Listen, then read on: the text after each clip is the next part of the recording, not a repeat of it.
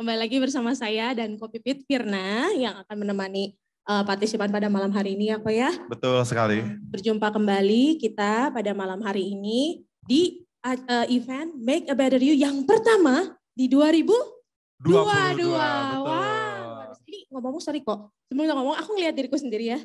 Gimana kalau kita ngomong kacamatanya dibuka dulu? Ya, lupa. Ini kalau mau gaya ya tapi gelap. Kita buka. Nah, cerah ceria ini. Aduh. Oke. Nah, better ya kok ya? Ya, better you. Ini co-host ngomong-ngomong boleh diganti ini tampilannya jadi galeri karena kita pengen lihat ya.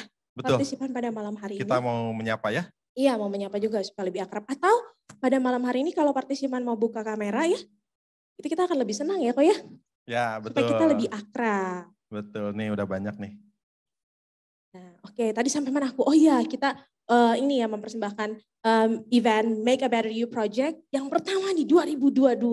Betul sekali. Terus Pak Pipit ngomong-ngomong katanya tadi ada yang mau disampaikan nih sama partisipan. Ya, kita dari tim Make a Better You mengucapkan terima kasih buat partisipan yang sudah setia, yang sudah mengikuti acara Make a Better You dari awal sampai hari ini. Terima Awalnya dari kasih. kapan coba? Kok inget nggak? Awalnya, aduh saya bulan lupa. apa coba? 2021 yang pasti. Iya, di bulan April. Nah, sebentar lagi nggak masuk. Udah mau setahun loh. Udah mau ulang tahun ya. Betul sekali. Udah mau ulang tahun loh, luar biasa ya.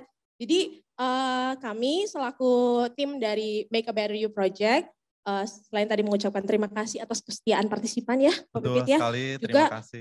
Berusaha untuk selalu bisa menjadi media yang bisa memperlengkapi kehidupan kita secara pribadi dari berbagai aspek. Karena Betul dari sekali. bulan ke bulan kalau dilihat mundur tuh kita bahasanya tuh topiknya nggak selalu yang sama ya kok ya. Betul. Beda-beda terus ya. gitu kan. Karena kita tujuannya memang memperlengkapi dari berbagai sisi ya. Betul sekali. Aspek gitu. Oke. Ini Gimana ngomong-ngomong ya soal Make a Better You. Kayaknya mungkin nih kita udah saatnya nih memperkenalkan siapa sih sebenarnya leader dari Make a Better You Project ini? Gak pernah nongol loh ya. Betul, kita pernah setuju mention sekali. Loh. Gimana kalau kalian mumpung membuka momen event Make a Better You di 2022 ini, gimana kalau kita kenalin aja sama partisipan? Betul. Oke. Bapak Ibu saudara sekalian, kami perkenalkan leader dari Make a Better You Project yaitu Ika. Ika bisa raise hand atau boleh nari-nari? Oh enggak. Hai Ika. Atau boleh co-host bantu untuk di spotlight untuk bisa. Nah ini. Wah, ini dia Bapak Ibu Saudara leader dari Make a Better You Project. Boleh bantu kasih digital reaction-nya? Iya, konfeti boleh ya? Tangan boleh. Halo. Ini aku sama Kopi mau ngajak ngobrol nih ya. Ya. Gimana ini hostnya? Kasih tepuk tangan dulu buat hostnya, keren banget loh tadi sampai saya fotoin loh. Pakai kacamata itu. Ini kita sudah sambil malu nih ada Katrisi, ada narasumber ya. Ada gimana nih ya? Mantan model lagi. Keren loh, keren. Oke, nah ini balik lagi nih Kak ya. Kita mau wawancara kamu kali ini Tidak biasanya ini bukan wawancara ya? Ini itu gitu ya narasumber. Sekarang gantian ya. Betul. Leadernya yang kita wawancara dulu. Betul. Nah Kak, mau nanya nih, kalau sebagai leader dari Make a Better You Project, kamu punya harapan apa nih ke depannya untuk event Make a Better You Project ini? Oke, sebelumnya saya mau mengucapkan terima kasih banyak dulu. Ini ada beberapa nama yang aku lihat di partisipan itu setia banget. Dari kita event itu selalu ikut sampai hari ini gitu. Aku mau ucapkan terima kasih ya. Sama seperti judulnya, sama seperti nama eventnya Make a Better You ya. Aku sih berharapnya bahwa semakin hari kita tuh jadi semakin lebih baik ya dari hari ke hari. Bahkan kalau aku secara pribadi sih acara ini tuh bukan buat denominasi gereja ya, tapi kita memperlengkapi tubuh Kristus secara keseluruhan gitu. Jadi semua orang boleh ikutan acara ini, semua gereja boleh ikutan acara ini supaya semuanya diberkati dan ya tentu saja gitu. Jadi make a better you gitu. Jadi sesuatu yang terbaik dalam diri kita gitu. Tegang juga ya di wawancara gini, tegang juga ternyata. Sambil tegang gimana gitu ya kayak. Kali-kali ngerasain lah ya posisi jadi di wawancara ini ya. Iya betul. Wah luar biasa banget, bisa kasih tepuk tangan sekali lagi dong untuk leader Make a Better You Project kita Ika. Terima kasih Ika ya. Terima Thank kasih. you, terima kasih. Sharingnya. Oke, lanjut Kak. Ya, Supaya ini- Ika nggak tegang. Betul. Tapi tadi sempat lihat nggak Kak Tracy ngasih tepuk tangan loh buat kita? Oh iya, masa sih? Kayaknya kita Beneran bisa lolos. Bisa masuk ke agency kayaknya. Nah makanya Kata-kata terus gini, tidak sejauh itu ya. gimana nih Itu- aksi itu- kita itu- tadi? Kira-kira terus bisa jauh- lolos nggak? Tuh, udah dikasih jempol lagi. Terus profile pic-nya ketawa, ini ngetawain kita kayaknya. Model, situ yakin model gitu ya. Lu yakin katanya? Diyakin-yakinin Kak. Oke, apa Kak Mehmet mau nanya apa nih? Tadi ke aku, jadi kelewat gara-gara aku nggak konsen Kak Tracy-nya ngasih itu, aku GR. Ya, saya cuma mau nanya gini, gimana tadi aksi kita bisa lolos Aksi audisi kita nggak jadi gitu? model. Iya. Kalau menurut aku pribadi ya, kita tuh udah cocok banget jadi model majalah. Tapi model majalah Flora. Flora ya, yang judulnya Trubus ya, itu kita spesialis floranya tumbuhan merambat. Tumbuhan merambat, jadi kita posenya tuh merambat-merambat. ke pinggir ya. Ke pinggir, makin off kamera. Aduh, aku tuh ya beneran dari tadi ya tegang loh sebenarnya. Aduh ini ada Kak Tracy gitu ya. Kayaknya Ya, udah betul. banyak dikoreksi. Dari mulai langkah pertama aja salah gitu ya. Ada aku punya pengalaman kayak gini ya. Kadang Kak Bibi punya pengalaman gini gak? Antara foto, kita ekspektasi sama kenyataan kita lihat di foto. Kalau lihat Kak Tracy itu ya, kan ini ya, apa sih kalau model tuh kan baru gini doang udah set gitu ya. Betul, dapet auranya. auranya. Kalau aku baru gini doang, ini kan gak nyampe. Pas foto aja keren, bener gak? Betul. Pas foto selalu jelek ya. Kalau kita gagal, musim, mau KTP gitu ya. Oh betul, kirain saya doang yang ngerasain gitu. Bener, malah gini, pernah gitu kan, mau ceritanya, Pak aku beneran, aku pernah iseng gini. SIM itu iseng ya, mencanain, Pak polisinya bisa jutek gitu kan, kayaknya ngelayanin banyak kan. Pak, saya mau ala-ala model ya. Nggak bisa Bu, ini pas foto. Iya maksudnya dibikin edit aja gimana supaya saya mukanya agak-agak model auranya gitu. Oh iya, terus baru tuh bisa bercanda loh, kayaknya terhibur ya. Ibu nengok kanan gitu. Pak ini tuh iya balik belakang musuhnya. Ya Bu, itu baru mirip model. Ibu Oh nggak lolos. tampak belakang, kayakku spesialis tampak belakangnya. Menghibur Bapak polisi lah ya, itu ya. Ya, Oke. kali ini kita mengundang Kak Tracy yang sudah tadi disebutin sama Devirna ya. Ya,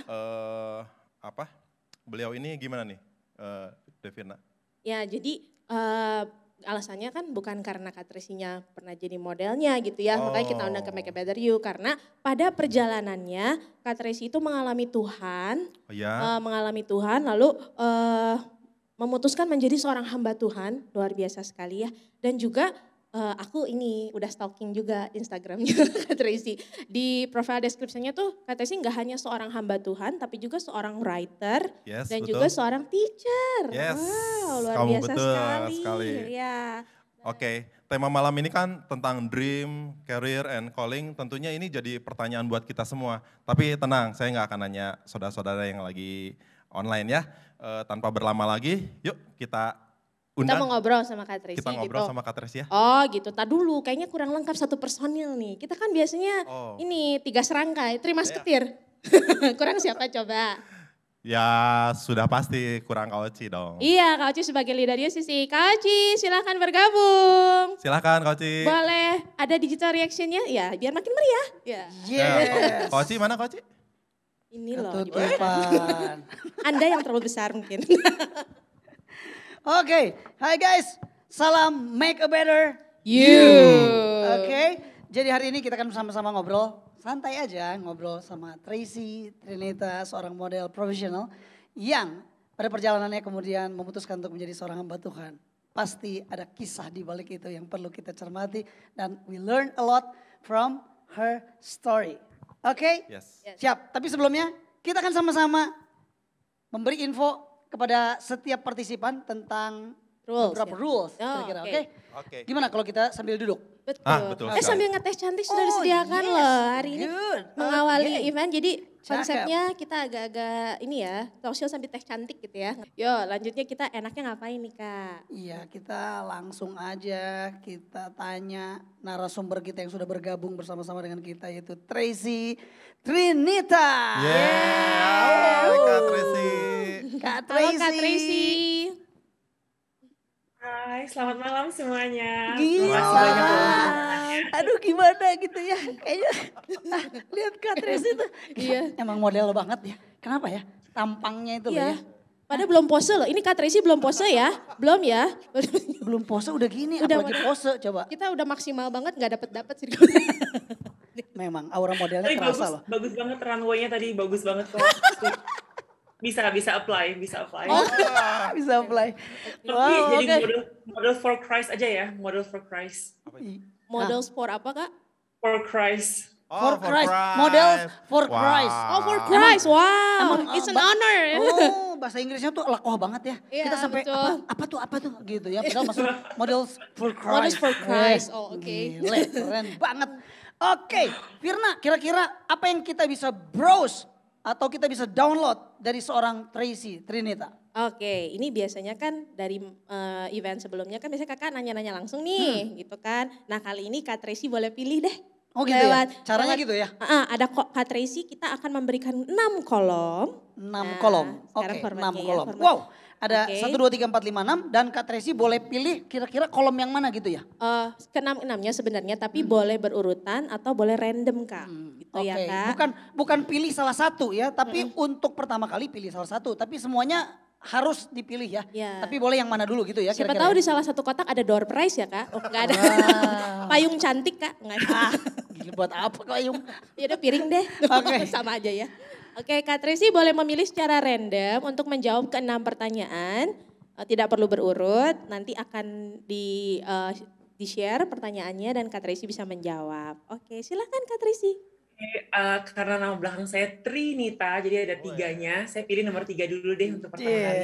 Oke, silakan Pertanyaan host. ketiga yang dipilih oleh Tracy Trinita. Silakan co-host boleh dibuka pertanyaannya dan kita akan bacakan buat Tracy Trinita. Pertanyaannya pasti nggak akan susah-susah lah ya, gampang. Silakan co-host boleh dibantu, boleh dibuka nomor 3. Oh, lucu fotonya.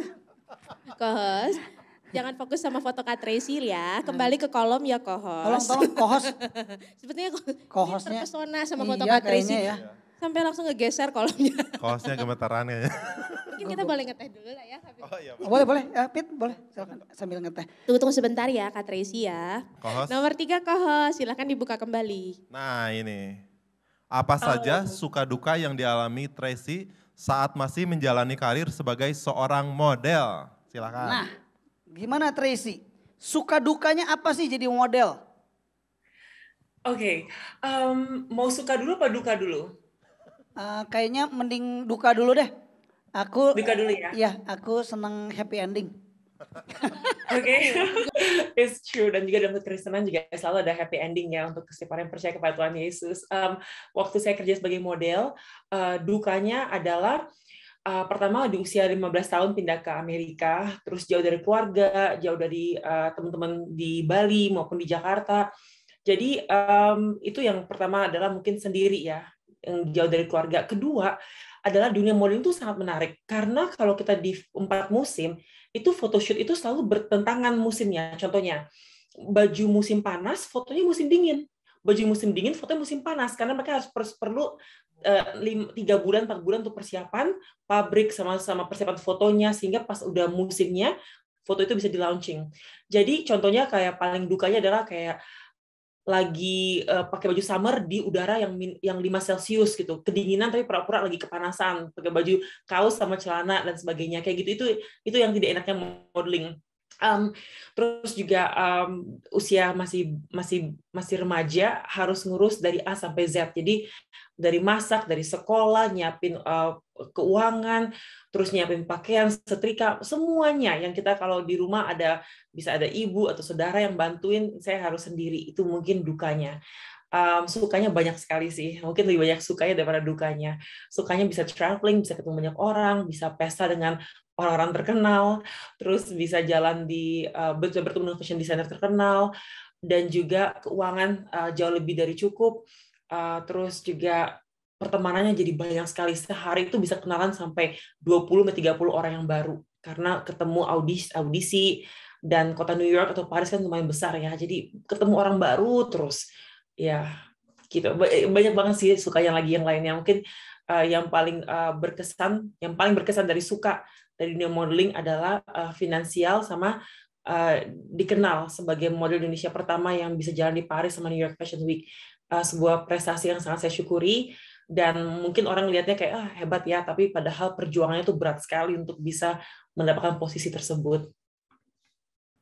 Wow. Sendirian di usia 15 tahun di Amerika. Iya, di negara Nggak orang. gampang. Nggak ada orang tua ya Kak, benar-benar totally sendirian ya Kak? Sendirian, dan berangkatnya pun sendirian. Dan tahu nggak yang paling sedihnya adalah bahasa Inggrisnya belum bagus, belum bisa bahasa Inggris. Jadi kalau ngomong kayak you go there, no, me no, kayak bahasa Inggrisnya tuh bahasa Inggris barbar lah kayak. Aduh, bahasa Inggrisnya tuh kayak pas-pasan banget kosakatanya, jadi kurang lancar lah gitu. Jadi udah kendala di bahasa, terus pemalu, terus juga usia masih 15 tahun, dan zaman dulu belum ada handphone yang kayak sekarang ya. Jadi ya nyasar ya, udah nggak ada Google Map, nggak bisa juga nanya sama orang karena juga bahasanya kan terbatas. Wow, dan ngomong-ngomong masalah model ya, tadi info karena kan membuka pertanyaan tentang dunia modeling lagi Kak Tracy geluti ya. Ini info tambahan, Kak Tracy itu kalau nggak salah menggeluti dunia model aktifnya tuh antara tahun 95 sampai 2006 ya Kak ya? Era-era segitu ya Kak? Iya betul.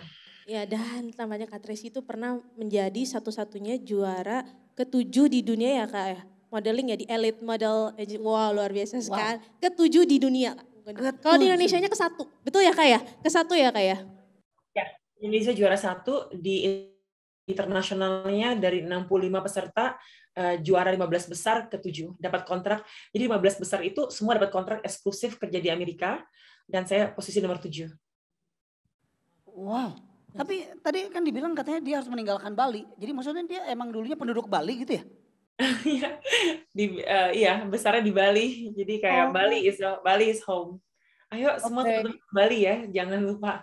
I love Bali. Memang sih ya.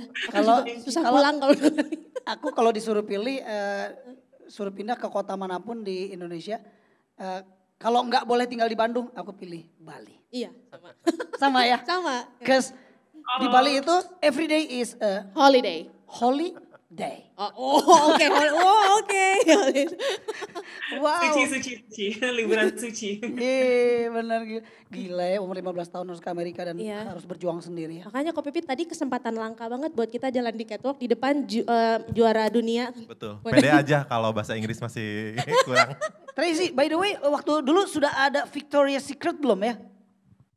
Belum ya? Menjelang, pas udah akhirnya mulai. Aku pernah audisi untuk Victoria's Secret. Oke. Terus pertanyaan apa lagi, Fir? Mumpung narasumbernya lagi... Yang berhubungan dengan modeling, iya atau dong. Tracy harus pilih kolom lagi? Nah katanya mau meresponi apa? Tadi dari jawabannya Tracy sudah direspon. Udah itu info tambahan lagi Kak Tracy aktif-aktifnya menggeluti dunia modeling. Oke, berarti pertanyaan berikutnya dong. Kita kembali ke kolom lagi. Dan jangan sedih juga karena kita bukan cuma ngebacain pertanyaan. Karena nanti akan ada momen di mana bukan narasumber tapi partisipan itu boleh bertanya secara langsung. Nanti saya akan pilih secara acak. Mantap. Oke, jadi Kak Tracy boleh pilih lagi ya Kak? Ya, boleh. Kak Tracy, silakan nomor berapa? Iya, mau pilih nomor berapa lagi Kak? Nomor 1. Nomor satu co-host. Karena kan Trinity, 3 in 1. One. Oke, 1. Ya, tunggal gitu ya Kak. Oke, bagaimana seorang Tracy menemukan panggilan Tuhan dalam hidupnya? Kira-kira gimana tuh caranya bisa menemukan panggilan? Telepon bunyi, terus kayak Tracy kamu dipanggil, enggak. Oh sesimpel itu ya Kak? Jadi awalnya, ini boleh agak bicara sedikit tentang sebelum, jadi saya bertumbuh di keluarga yang bukan orang Kristen, misalnya kayak bukan lahir baru Kristen, jadi it's a mixed religion gitu ya, terus udah gitu, jadi saya merasa bahwa saya tuh nggak terlalu dekat sama Tuhan secara pribadi, tapi waktu saya kerja sebagai model, ambisi saya itu adalah cuman ya untuk bisa kaya dan terkenal lah gitu, kayak tadi kesaksiannya saya yang diputar di videonya. Sampai saya menemukan kekosongan hati dan pikiran dan jiwa gitu ya, sehingga saya berpikir bahwa saya perlu Tuhan. Tapi setelah itu ini saya singkat aja ya biar saya bisa jawab pertanyaan tadi. Singkat cerita, saya akhirnya mengenal Tuhan sebagai juru selamat di kota Paris sampai saya terima tuangnya di Jakarta, bergumulnya di Paris tapi di dandilnya di Jakarta. Dan setelah itu panggilan hidup yang saya rasakan adalah untuk ikut Tuhan sebagai full timer gitu. Jadi untuk saya itu pertama adalah panggilan Tuhan untuk menjadi orang Kristen, jadi orang percaya untuk jadi pengikut Yesus. Itu yang pertama. Terus setelah itu yang saya syukuri di tahun 2002 menjadi orang Kristen lahir baru. Tapi 2006 itu di mana saya diundang untuk bergabung di sekolah teologi untuk mempelajari apologetika. Dan 2007 ke 2009 saya ambil sekolah teologi and ministry. Tapi tahun 2008-nya itu benar-benar ketetapan untuk dipanggil Tuhan untuk menjadi full timer. Jadi dipanggil Tuhan menjadi orang Kristen, dipanggil Tuhan untuk menjadi punya pengaruh di marketplace. Habis itu baru dipanggil Tuhan untuk sekolah teologi, habis itu dipanggil Tuhan untuk melayani Tuhan. Nah, itu terakhir panggilannya itu adalah di tahun 2008, setahun sebelum lulus kuliah. Di mana saya berdoa, saya nggak tahu kenapa, baru sadar tuh tahun kedua kuliah, kalau semua yang saya pelajari sangat berharga dan harus dibagikan. Nggak boleh hanya untuk saya pribadi, nggak boleh hanya untuk keuntungan iman saya, tapi juga harus dibagikan. Terus saya berdoa, saya bilang, Tuhan, gimana caranya saya untuk gunakan ini? Kalau Tuhan mau saya jadi full timer, boleh nggak Tuhan kirim pendeta untuk konfirmasi? Kalau saya emang harus jadi full timer. Tapi kalau Tuhan nggak mau saya jadi full timer, saya harus kerja melayani di marketplace, which is saya juga percaya. Saya percaya kita juga harus melayani di marketplace, melayani di politik, di dunia pekerjaan, dimanapun kita ditempatkan, kita harus punya pengaruh yang besar di sana gitu. Jadi garam dan terang di tempat dimanapun Tuhan taruh kita. Jadi saya nggak apa-apa sih kalau dipanggil Tuhan untuk kembali ke modeling atau entertainment gitu. Tapi itu jelas sekali tiba-tiba ada pendeta dari Jakarta, Pastor Dave Kenny datang ke Oxford di Inggris, ambil summer school. Saya ketemu sama dia dan dia tanya kayak once you're done kamu mau ngapain, Trace? Saya bilang I don't know, Pastor Dave, masih doa. Lain berikutnya adalah tuh kayak kesambar petir di siang bolong karena dia bilang kenapa nggak kerja di gereja kita aja untuk sebagai pengajar. Itu udah kayak okay Lord, I'm yours. Jadi udah done deal gitu. Itulah panggilan yang terakhir yang saya terima dari Tuhan yang sangat jelas dan benar-benar spesifik banget callingnya, yaitu mengajar apologetika dan teologi di sebuah gereja berbahasa Inggris di Jakarta di tahun 2009, setahun kemudian gitu. Akhirnya itu panggilan yang terakhir yang saya dengar dari Tuhan. Sampai sekarang saya masih diteguhkan oleh Tuhan dengan panggilan bahwa saya akan tetap melayani Tuhan sebagai pengajar dan juga sebagai pengkhotbah. Saya tulis di bio saya writer adalah karena saya tuh suka nulis. Tapi saya tuh minder dengan tulisan saya. Sedangkan orang bilang tulisan saya nggak jelek. Dan beberapa orang ketemu saya bilang kayak, Tris, tulis lagi dong di blognya. Tulis lagi dong di Instagram story atau apa gitu.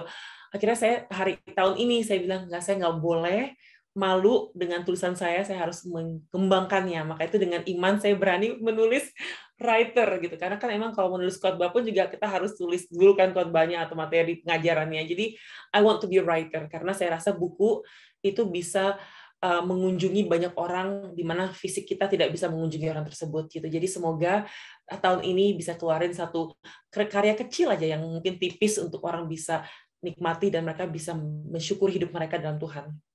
Jadi panggilan Tuhan spesifik ya seperti tadi saya katakan, yaitu melalui konfirmasi bahwa saya dipanggil untuk menjadi pelayan Tuhan sebagai full timer. Wow. Dan itu nggak gampang.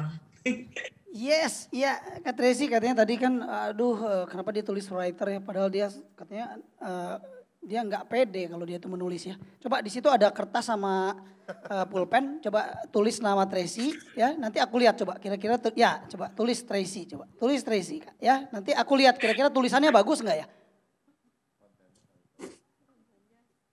Kontennya coba lihat. Wih, bagus loh. Bagus sekali. Bagus loh, tulisannya bagus. Saya cakar ayam. Nanti nulisnya pakai ngetik aja deh biar bisa baca sendiri. Itu cakar ayamnya kayak gitu ya Kak? Aku itu nggak ada nulis aku kadang nggak bisa baca tulisan aku sendiri. Itu kreatif kali. Nggak sengaja dijelekin. Oh, sengaja dijelekin ya? Biar bener gitu bahwa yang dia maksud emang gue kalau nulis jelek gitu ya.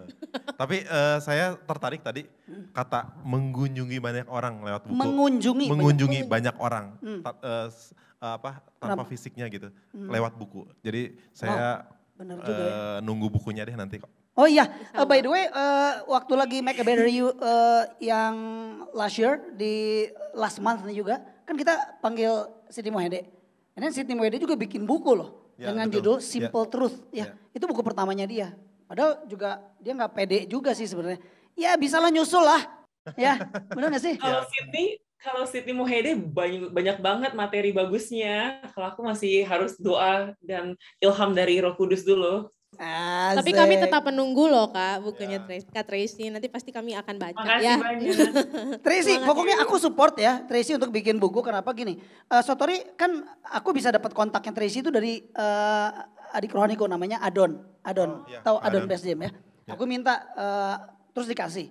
Nah terus tapi Adon juga pernah cerita bahwa Kak aku tuh dulu ya aku nyanyi tuh suaranya bisa tinggi banget ya. Oktavnya tuh tinggi banget. Terus tapi somehow gimana dia ada mengalami kerusakan di pita suaranya. Jadi dia nggak bisa setinggi itu. Jadi dia tuh turun gitu ya dari oktav yang biasanya. Dia tuh merasa kayak sedih gitu. Kenapa sih padahal gue tuh nyanyi buat Tuhan gitu. Kok kenapa harus ngalamin ini gitu sih Adon ya. Tapi aku tuh kasih pesan gini loh Tris. Aku bilang gini, Don kalau sampai suara vokalmu ternyata menurun atau tidak semaksimal dulu. Ingat kamu masih punya suara hati. Dan sampaikan suara hatimu. Dan saya mau mengencourage seorang Tracy untuk sampaikan suara hatimu. Dan gak usah compare with another person yang bisa nulis. Karena apa? Karena belum tentu loh orang yang sepintar apapun bikin tulisan ya. Terus kemudian wah gila keren banget. Tapi gak semuanya juga orang diberkati oleh orang itu.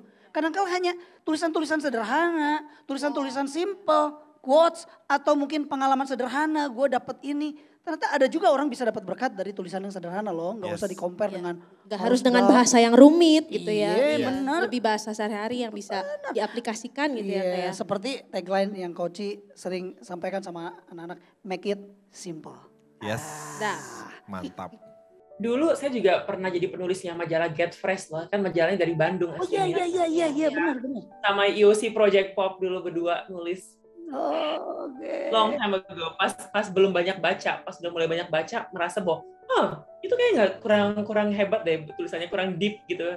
Makanya, I think semakin kita banyak tahu, semakin kita jadi tukang kritik yang paling keras dan untuk diri kita sendiri ya. Makanya itu tahun ini bener sih, thank you so much ya untuk masukannya, untuk encouragement-nya, bahwa nggak boleh takut dalam hidup karena kalau kita lakukan. Kalau berhasil, puji syukur. Kalau gagal, ya at least kita udah pernah nyoba gitu. Ya. Yang paling menyedihkan adalah, saya takut banget kalau saya udah usia tua nantinya. Saya menyesal tidak pernah melakukannya. Apalagi ini bukan hal yang memalukan gitu. Jadi I think sebagai tahun ini saya mau menjadi Tracy Trinita yang pemberani, yang nggak takut mencoba. Kalaupun gagal, at least I've tried. Ya paling nggak saya udah mencoba. Kalau berhasil, ya asik, puji syukur saya akhirnya bisa menggunakan talenta yang Tuhan berikan. So, I hope semua juga bisa berani ya, karena sayang gitu, saya sering banget dengar orang tua bilang, aduh dulu saya tuh pernah loh ditawari, dulu saya pernah loh pengen ini, dulu. Jadi lebih baik bisa menceritakan ulang bahwa kita pernah nyoba daripada menyesal tidak pernah gitu. Jadi I hope kita semua menjadi generasi yang nggak takut untuk melawan Goliatnya kita, nggak takut mengelilingi tembok-tembok yang Jericho-nya kita gitu. Jadi kita harus berani menjadi orang yang mencoba hal yang baik ya, hal yang benar, hal yang memuliakan Tuhan. Dan saya yakin Trace, kalaupun sampai cuma 10 atau 100 orang yang baca bukunya Tracy, sementara orang lain jutaan, tapi at least 100 orang kalau dia baca bukunya Tracy dan terus kemudian hidupnya berubah, saya yakin 100 orang berharga di mata Tuhan. Dengan perubahan hidupnya. Bisa jadi ada jiwa yang dimenangkan. Oh iya dong. Jiwa yang dimenangkan lewat bukunya Kak Tracy. Kita nggak pernah menutup kemungkinan bahwa mungkin orang lain bisa jutaan eksemplar yang dia baca. Tapi Tracy itu cuma mungkin anggap saja pesimisnya gitu. Hanya 100 orang. Tapi 100 orang itu jadi pemimpin yang mengubahkan banyak orang setelahnya. Wow, itu juga luar biasa Tracy. Iya, benar-benar. Gitu, thank you so much ya. Iya. Itu ada satu pendeta yang saya lupa namanya. Dia pernah lagi khotbah yang maju cuma 1 orang pas lagi altar call. Dia sedih banget. Dia bilang kok cuma 1 ya. Padahal tadi dia udah berapi-api, udah merasa urapan Tuhan. Pas dia doain nama kamu siapa? Dia bilang ini Billy Graham, yang anak kecil itu. Dia doain Billy Graham. And then years later kita semua tahu ya siapa Billy Graham ya. Jadi itu pendeta tuh benar-benar sampai nangis. Dia bilang wow. Cuma 1 yang Tuhan panggil ke depan, tapi 1 ini akhirnya Tuhan pakai secara dahsyat untuk membawa jiwa-jiwa mengenal Sang Juru Selamat Tuhan Yesus kita. Jadi sebenarnya emang kita sebagai manusia ya, benar ya Pak, nggak boleh hitung-hitungan gitu, nggak boleh dampak itu harus kelihatan, dampak itu harus banyak, dampak nggak perlu banyak, 1 aja tadi kan bilang 10 atau 100 aja satu aja udah puji syukur sih, karena satu itu bisa Tuhan pakai secara dahsyat gitu. Jadi I think kita harusnya jadi manusia nggak boleh hitung nomor ya, nggak boleh hitung angka, tapi itu apa kita telah berikan. Terserah Tuhan mau bikin berapa kali lipat pun itu haknya Tuhan. Tapi yang penting kita udah berkarya dan memuliakan Tuhan. Ini ngomong sendiri nih biar nanti ingat kalau lagi pesimis. Tenang aja, kalaupun itu sampai cuma 5 roti 2 ikan, tapi 5 roti 2 ikan di tangan Tuhan bisa bikin miracle. Oke? At least kalau tidak ada yang mau beli bukunya, tolong kamu kasih tahu saya pasti beli bukunya. Ya Kak, pasti dibaca Kak. Karena bukan masalah jumlah, tapi masalah kualitas. Nah, salah kualitas. Dan kita bisa over di Make a Better You Project ini bagi mereka yang bisa menjawab beberapa pertanyaan kita akan kasih secara gratis. Bukunya Kak Tracy. Bukunya Kak Tracy. Ditunggu sekali ya Kak bukunya ya Kak. Kapan bukunya? Kami excited banget. Bukunya? Ya tanya sama yang penulisnya Ya, dong. tanya sama writer. Tanya sama gua. Ya. Jadi semangat nih, aduh ini baik banget sih Anda semua kayak jadi semangat. Semoga bisa terlaksanakan segera. Semangat. Emang Kak Tracy bisa ngerasain enggak sih bahwa kita tuh sayang banget loh sama Kak Tracy? Kita tuh iya, supaya ayo Tracy jangan terlalu banyak compare entar gimana. Udah, dalam hal ini sih kita harus udah gimana entar. Yang penting bikin aja dulu, terus kemudian sebarkan, terserah Tuhan. Pokoknya aku sudah melakukannya dan selebihnya it's your part. Yes. Wow. Tapi kan memang tugas kita sebagai anak Tuhan untuk jadi support system yang baik kan. Oh iya dong. Antara satu sama lain. Yes. Gitu. Termasuk untuk Kak Tracy juga ya. Oke. Artinya pertanyaan nomor 3 udah, pertanyaan nomor 1 udah. Lanjut. Lanjut. Ya, kita lanjut. Oke. Pertanyaan berikutnya, co-host. Kita seringkali kalau kayak begini, gimana? Apa perlu di combine atau di refresh dengan pertanyaan secara live? Atau ini dulu habis, setelah itu langsung pertanyaan live? Boleh Kak, terserah aja. Mau Boleh. di-comment. Oke, silakan. Boleh. Kak Tracy boleh nomor berikutnya yang ingin dibuka. Nomor 4, karena ini nomor yang paling ditakuti oleh orang Chinese. Oh iya benar. Tapi Itu mati bagus. katanya. Betul. Oke, nah bacakan. Oke. Kapan atau pada saat momen apa Tracy menemukan diri Tracy seutuhnya dalam Tuhan dan transformasi apa saja yang terjadi dalam prosesnya? Wow, panjang ya. Jadi Di hold dulu aja ini ya biar Kak Tracy inget ya pertanyaannya. Jangan. Gak apa, udah aku foto kok. Thank you. Momen menemukan diri seutuhnya. Jadi gini, waktu saya kerja sebagai model, saya tuh merasa bahwa orang dari luar pasti berpikir bahwa saya tipe orang yang pede, karena kan saya jalan di fashion show, pemotretan dan sebagainya, tapi saya tuh orang yang sangat minderan. Saya selalu merasa saya kurang, saya selalu merasa saya bodoh, jelek, dan gak ada yang mengasihi saya. Ini satu distorsi yang salah ya tentang image saya. Padahal temannya banyak banget. Saya anak pertama selama 10 tahun. Jadi atensi dari orang tua, dari keluarga besar tuh ke saya banget. Jadi saya tuh di shower oleh banyak kasih orang tua ataupun teman ataupun banyak. Tapi saya punya pandangan salah akan jati diri saya. Jadi untuk bisa mengenal secara pribadi, jadi kayak distortasi ya biasanya ya. It's like untuk bisa mengenal saya pribadi tuh kayak menemukan diri saya sesungguhnya tuh sebenarnya dalam mengenal Tuhan Yesus, saya kira bisa mengenal diri saya secara pribadi yang lebih baik daripada yang saya mengerti sebelumnya. Aneh banget. Jadi dari luar saya mencerminkan seorang model yang percaya diri, seorang model yang have everything together. Jadi kayak keluarga baik-baik, karir baik, terus secara perilaku pun juga nggak mencemarkan nama Indonesia, nama keluarga, ataupun nama saya pribadi. Jadi saya punya hidup yang mungkin sebagai model cukup bersih. Tapi mindernya saya itu benar-benar aneh banget gitu. Yang itu orang mungkin nggak banyak yang tahu. Saat saya menerima Tuhan sebagai juru selamat, saya akhirnya menemukan bahwa saya dicintai dan dikasihi oleh Tuhan, dan saya menemukan bahwa semua pandangan saya akan diri saya itu salah. Jadi yang saya anggap nggak ada yang mengasihi saya, nggak ada yang saya tuh jelek. Terus orang bilang, loh kalau jelek kenapa jadi model? Iya, saya model yang jelek gitu. Ada, memang tuh kategori tertentu saya gitu. Dan orang, saya nggak bener, I promise you, aneh banget. Makanya itu saya sekarang ngerti kenapa banyak orang ingin mengubah muka mereka, ingin mengubah diri mereka. Karena saya pribadi melihat saya di cermin nggak sama seperti saya lihat diri saya sekarang. Dulu saya di cermin, saya anggap gigi saya itu jelek banget. Padahal gigi saya tuh sangat rapi. Dulu saya ingin ubah gigi saya untuk jadi lebih berbeda dari sekarang. Hidung saya merasa gede sekali. Padahal hidung saya nggak gede gitu. Tapi saya melihatnya sebagai seorang yang jelek di cermin. Bukan seperti yang mungkin saat ini saya lihat foto remaja saya. Maka itu distorasi wajah itu kita harus hati-hati sekali. Jangan sampai apa yang kita lihat tuh sebenarnya bukan kenyataan. Itu karena dosa, karena pengaruh trauma, karena kita mungkin pernah diejek waktu masa kecil. Maka itu jangan langsung lari kepada bedah plastik atau ke dokter untuk botox atau apa, tapi langsung lari ke Tuhan, bilang, Tuhan, saya melihat saya salah. Please bersihkan lensa saya sehingga saya bisa melihat saya seperti saya seharusnya.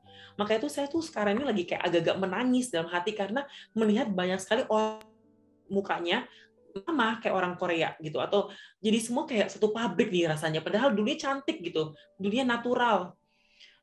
Itu akan ini internet unstable, semoga nggak kacau ya suaranya. Nah, saya mengalami hal tersebut, dan saat saya mengalami transformasi, yaitu prosesnya adalah di saat saya menerima Tuhan sebagai juru selamat, tiba-tiba saya menemukan makna hidup, menemukan panggilan bahwa saya berkarya di dunia ini bukan cuma untuk harta ataupun tahta, tapi berkarya untuk memuliakan Tuhan dan untuk menikmati pekerjaan tersebut, bukan cuma sebagai robot yang mengejar tanpa menikmati gitu. Jadi tiba-tiba untuk pertama kali dalam hidup saya bisa menikmati pekerjaan saya sebagai model, bisa menikmati proses, bisa menikmati gagal mendapatkan pekerjaan. Dulu merasa marah dan sebel, tapi akhirnya saya menyadari bahwa it's okay, nggak selalu mendapat, nggak selalu menang gitu. Tapi yang paling besar yang Tuhan Yesus, salah satu dari yang paling besar yang Tuhan Yesus izinkan untuk saya alami adalah restorasi diri, di mana untuk pertama kali saya mensyukuri apa yang Tuhan berikan, rupa saya, karakter saya, pribadi saya, keluarga saya, semua itu akhirnya ada kayak rekonsiliasi antara saya dengan Tuhan gitu, bahwa semua yang Tuhan telah berikan itu adalah a good gift gitu. Itu aneh banget. Sampai ini saya belum pernah bicarakan secara besar-besaran ya, bahwa hal tersebut tuh satu hal yang begitu aneh, yang memang sungguh-sungguh restorasi dari Tuhan itu saat bertobat, saat menerima Tuhan sebagai juru selamat, bukan cuma kita diampuni dari dosa masa lalu kita, tapi semua kerusakan yang kita alami itu pelan-pelan Tuhan perbaiki, termasuk self-image, istilah self-image, di mana saya selalu menganggap, kayak tadi yang saya bilang itu, bahwa ketiga hal tersebut, akhirnya saya belajar melalui apa yang Tuhan teguhkan melalui firman, dan melalui firman Tuhan, dan konfirmasi di hati saya bahwa nggak ada yang jelek ciptaan Tuhan, nggak ada. Maka itu saya belajar untuk melihat cermin dan tidak bilang you're so ugly, tapi saya bilang makasih ya Tuhan untuk semua yang Tuhan berikan, dan saya akan jaga sebaik-baiknya agar saya bisa menggunakan untuk kemuliaan Tuhan. Itu satu transisi yang benar-benar radikal banget tuh saya pribadi gitu, dari cursing myself, mengutuk rupa saya di cermin, sampai mensyukuri rupa saya. Terus juga hal-hal yang lainnya juga. Jadi transformasi Tuhan tuh sungguh-sungguh terasa dalam saya menghargai semua pemberian Tuhan, karir saya, pertemanan saya, keluarga, dan sebagainya. Maka itu kenapa saya antusias untuk masuk ke dalam pelayanan, karena saya yakin banyak sekali perempuan-perempuan di luar sana, mereka punya low self-image ya, image akan diri mereka tuh sangat rendah. Mereka menganggap mereka tidak menarik, mereka tidak ada apa-apanya, mereka adalah cuma kayak sampah di masyarakat atau apa, secara rupa, secara karya, dan sebagainya. Tapi dalam Tuhan tuh nggak ada. Dalam Tuhan tuh karya Tuhan tuh terlampau indah, yang iblis akan coba untuk membohongi kita dengan memberikan bisik-bisikan hal tersebut. Tapi Tuhan bilang, no. Every good gift, setiap pemberian yang baik itu datang dari Bapa di surga, dan nggak ada kekurangannya gitu. Mungkin dosa kita lah yang membuat kita tidak bisa melihat itu sebagai suatu karya indah. Tapi dalam Tuhan itu menjadi karya yang indah gitu. Maka dari itu, I hope and pray ya, sebagai wanita, saya berharap sekali Tuhan bisa pakai saya untuk menjadi suara di luar sana, untuk mengabarkan kepada anak-anak wanita, terutama ya, perempuan, remaja, wanita. Karena kita tuh yang paling sering terlalu sadar akan diri kita sendiri, terlalu khawatir akan diri kita sendiri, akan rupa kita, akan cara kita bicara, akan cara kita berinteraksi dan sebagainya. Saya berharap kita bisa lepas dari kebohongan iblis yang bilang kita jelek, kita nggak mampu, kita nggak bisa apa-apa, kita nggak dikasihi, nggak ada yang mencintai kita dan sebagainya itu semua kebohongan iblis yang dia mulai dari Taman Eden dan dia akan bawa terus caranya untuk untuk meragukan kebaikan Tuhan dalam hidup kita. Sehingga kalau kita meragukan kebaikan Tuhan, kita mulai mencari alternatif. Dan itu yang saya mencoba untuk mengatakan kepada banyak wanita karena I have the experience. Sebagai model, I think I was ugly. Padahal that's not true. Dan saya berharap I don't know if ladies here, kalian mungkin mengalami hal tersebut, perubahan fisik dan sebagainya. Just declare it, katakan bahwa terima kasih Tuhan untuk setiap musim di kehidupan, untuk setiap pemberian dari Tuhan, pasti itu baik untuk saya. Walaupun saya belum mengerti sekarang, tapi Tuhan lepaskan saya dari kebohongan iblis, biar saya bisa mensyukuri setiap pemberian dari Tuhan dalam hidup saya. So that is actually transformasi yang saya rasakan, yang sangat saya syukuri, bahwa sungguh-sungguh karya Tuhan bukan cuma penebusan atas dosa saya, tapi merestorasi saya punya self-image. Wow, luar biasa itu. Nggak nyangka ya, Kak Tracy ternyata pernah battle sama self-image berarti ya Kak ya? Ada insecurity gitu, self-image. Tapi itu memang bukan hal yang nggak bisa dianggap ringan ya, nggak main-main loh ya. Dari self-image itu bisa berpengaruh pada pekerjaan, sosialisasi ya Kak ya. Gambar diri bermasalah itu akan efeknya luar biasa sekali gitu ya. Dan sebenarnya kalau aku tangkap sih, memang kalau kita sudah beres konten ya sama diri kita sendiri, bahwa Tuhan nggak pernah menciptakan manusia tuh jelek ya. Masalahnya otentik kan, setiap manusia otentik ya kayak bahwa kita tuh nggak ada kopiannya gitu kan. Makanya be otentik gitu, be original ya kayak. Betul. Makanya dasarnya sebenarnya kita harus, selama kita nggak bisa menang terhadap diri kita, maka kita nggak akan bisa menang terhadap dunia luar. Makanya kita harus menang dulu terhadap diri kita. Makanya firman Tuhan juga dibilang kan gini, kasihilah sesamamu manusia seperti. Nah artinya kuncinya bukan mengasihi sama manusianya, tapi seperti kamu mengasihi dirimu sendiri. Artinya kita bisa gak memandang, kita bisa gak mengasihi diri kita dengan apa adanya. Kalau kita masih bergumul di area itu, bagaimana mungkin kita bisa mengasihi orang lain. Karena kan fokusnya kan selalu pada diri sendiri, gua kurang ini, gua kurang itulah. Ya, benar gak sih? Jadi kalau ada statement orang bilang, ini dalam angle romance ya, aku sayang banget sama kamu. Nah, tapi dianya ada struggling sama self image, berarti bohong banget ya kayak. Sayang diri sendiri aja masih battle, gimana kamu bisa sayang aku gitu ya. Ya itu perlu, itu ya Kak Tracy ya. Perlu diuji lah. Karena kalau enggak juga berpasangan ntar jadi masalah di kemudian hari. Karena dia kan enggak menang terhadap dirinya. Jadi kan dia selalu akan mencoba untuk pasangannya atau orang yang dicintai untuk fokus pada dirinya. Karena dia belum menang. Orang yang sudah menang terhadap dirinya maka dia bisa fokus kepada orang lain. Makanya saya tulis di dalam statement-statement saya bahwa gini, orang yang tidak pernah mati bagi dirinya, dia tidak akan pernah bisa hidup untuk orang lain. Sedap. Itu berarti kan. Powerful. Ya. Tapi benar ya, saya sering kali dengar curhatnya teman-teman yang udah menikah. Mereka itu selalu mempermasalahkan bagaimana suami mereka tidak mengasihi mereka seperti mereka harapkan. Tapi menurut saya, kalau kita tidak menaruh kasih yang terutama, yaitu pertama kan kasih kepada Tuhan, dan juga habis itu kasih kepada diri kita juga bersama. Orang akan menganggap bahwa suami itu atau istri ya, mereka harus memenuhi satu ruang dalam hati kita yang kosong terus rasanya gitu. Padahal kita nggak bisa mengharapkan untuk sesama kita mencintai kita seperti kita harapkan. Karena ternyata ruang dalam hati kita itu hanya bisa dipenuhi oleh kehadiran Tuhan. Jadi I think restorasi terjadi saat Tuhan memenuhi ruang hati kita. Memenuhi setiap sisi ruang hati kita. Dia bertata dalam kehidupan kita, tertinggi tempatnya. Dia mengubah cara kita memandang siapa diri kita, cara kita memandang orang lain, dan itu yang akan membawa kebahagiaan atau sukacita damai sejahtera tersendiri, sehingga kita tidak akan berharap untuk orang lain harus memenuhi kekosongan hati kita karena udah nggak kosong lagi gitu. Karena I notice ya, kalau ngomongin masalah identitas gitu, banyak orang minder sehingga tidak bisa berkarya, banyak orang minder kerjanya jadi nggak beres. Takut opini, takut dosa, takut bos, bukan takut dosa harus, takut salah, takut ini, terlalu banyak takutnya karena nggak punya kepercayaan diri yang sehat gitu. Terus ataupun juga dalam hal relationship, jadi mereka sangat meminta untuk dikasihi terus-menerus.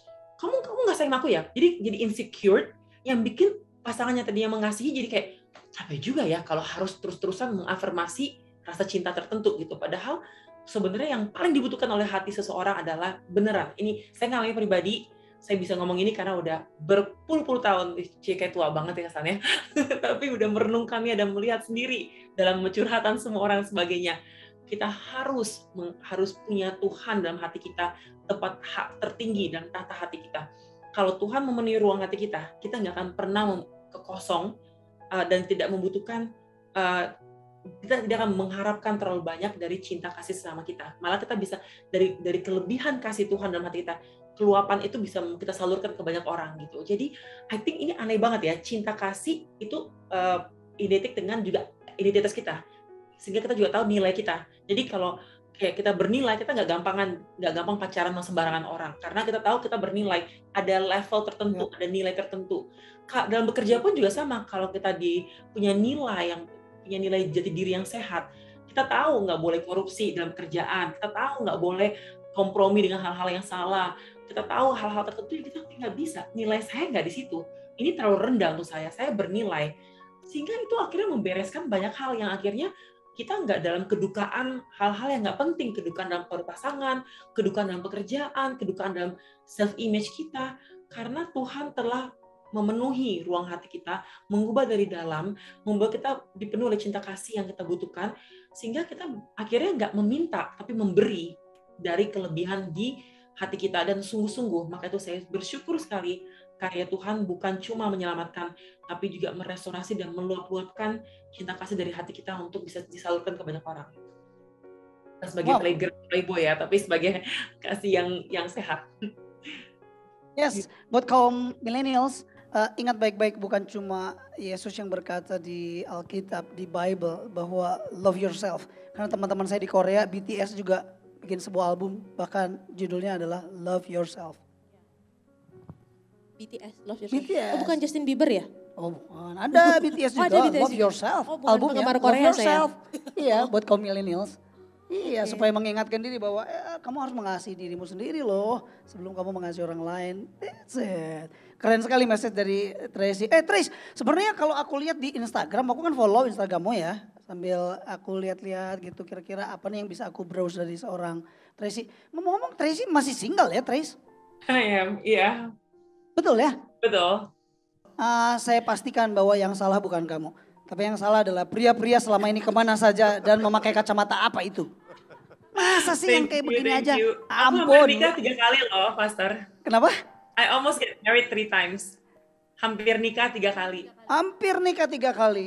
Iya, berarti tuh pria-pria tuh ya salah matanya dia. Ya, salah matanya. Ada high quality single ya. Tapi Trace enggak merasa gimana ya Trace ya? Maksudnya lo pas waktu lagi ya hampir menikah dan terus kemudian nggak jadi, itu bikin kayak trauma nggak sih buat lo? Enggak. Pertama pasti sedih ya, karena itu untuk saya waktu itu pacaran yang sehat, dalam artian pasangan saya juga, kita doa tiap malam, kita juga pacaran tuh benar-benar kayak anak SMP. 2,5 tahun pacaran kita cuma kayak we kiss only twice, dan besok kita cuma pacaran pegang tangan doang, yang makan malam atau ke bioskop. Kalau kita liburan pun juga di 2 hotel yang berbeda gitu. Jadi benar-benar pacaran kudus ya.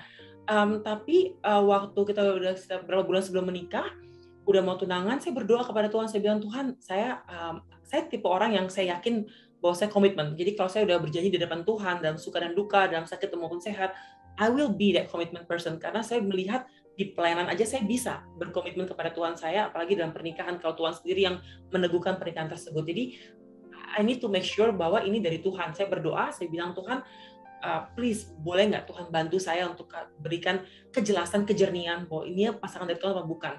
Dan doa saya itu sangat spesifik, saya nggak bisa ceritakan detailnya.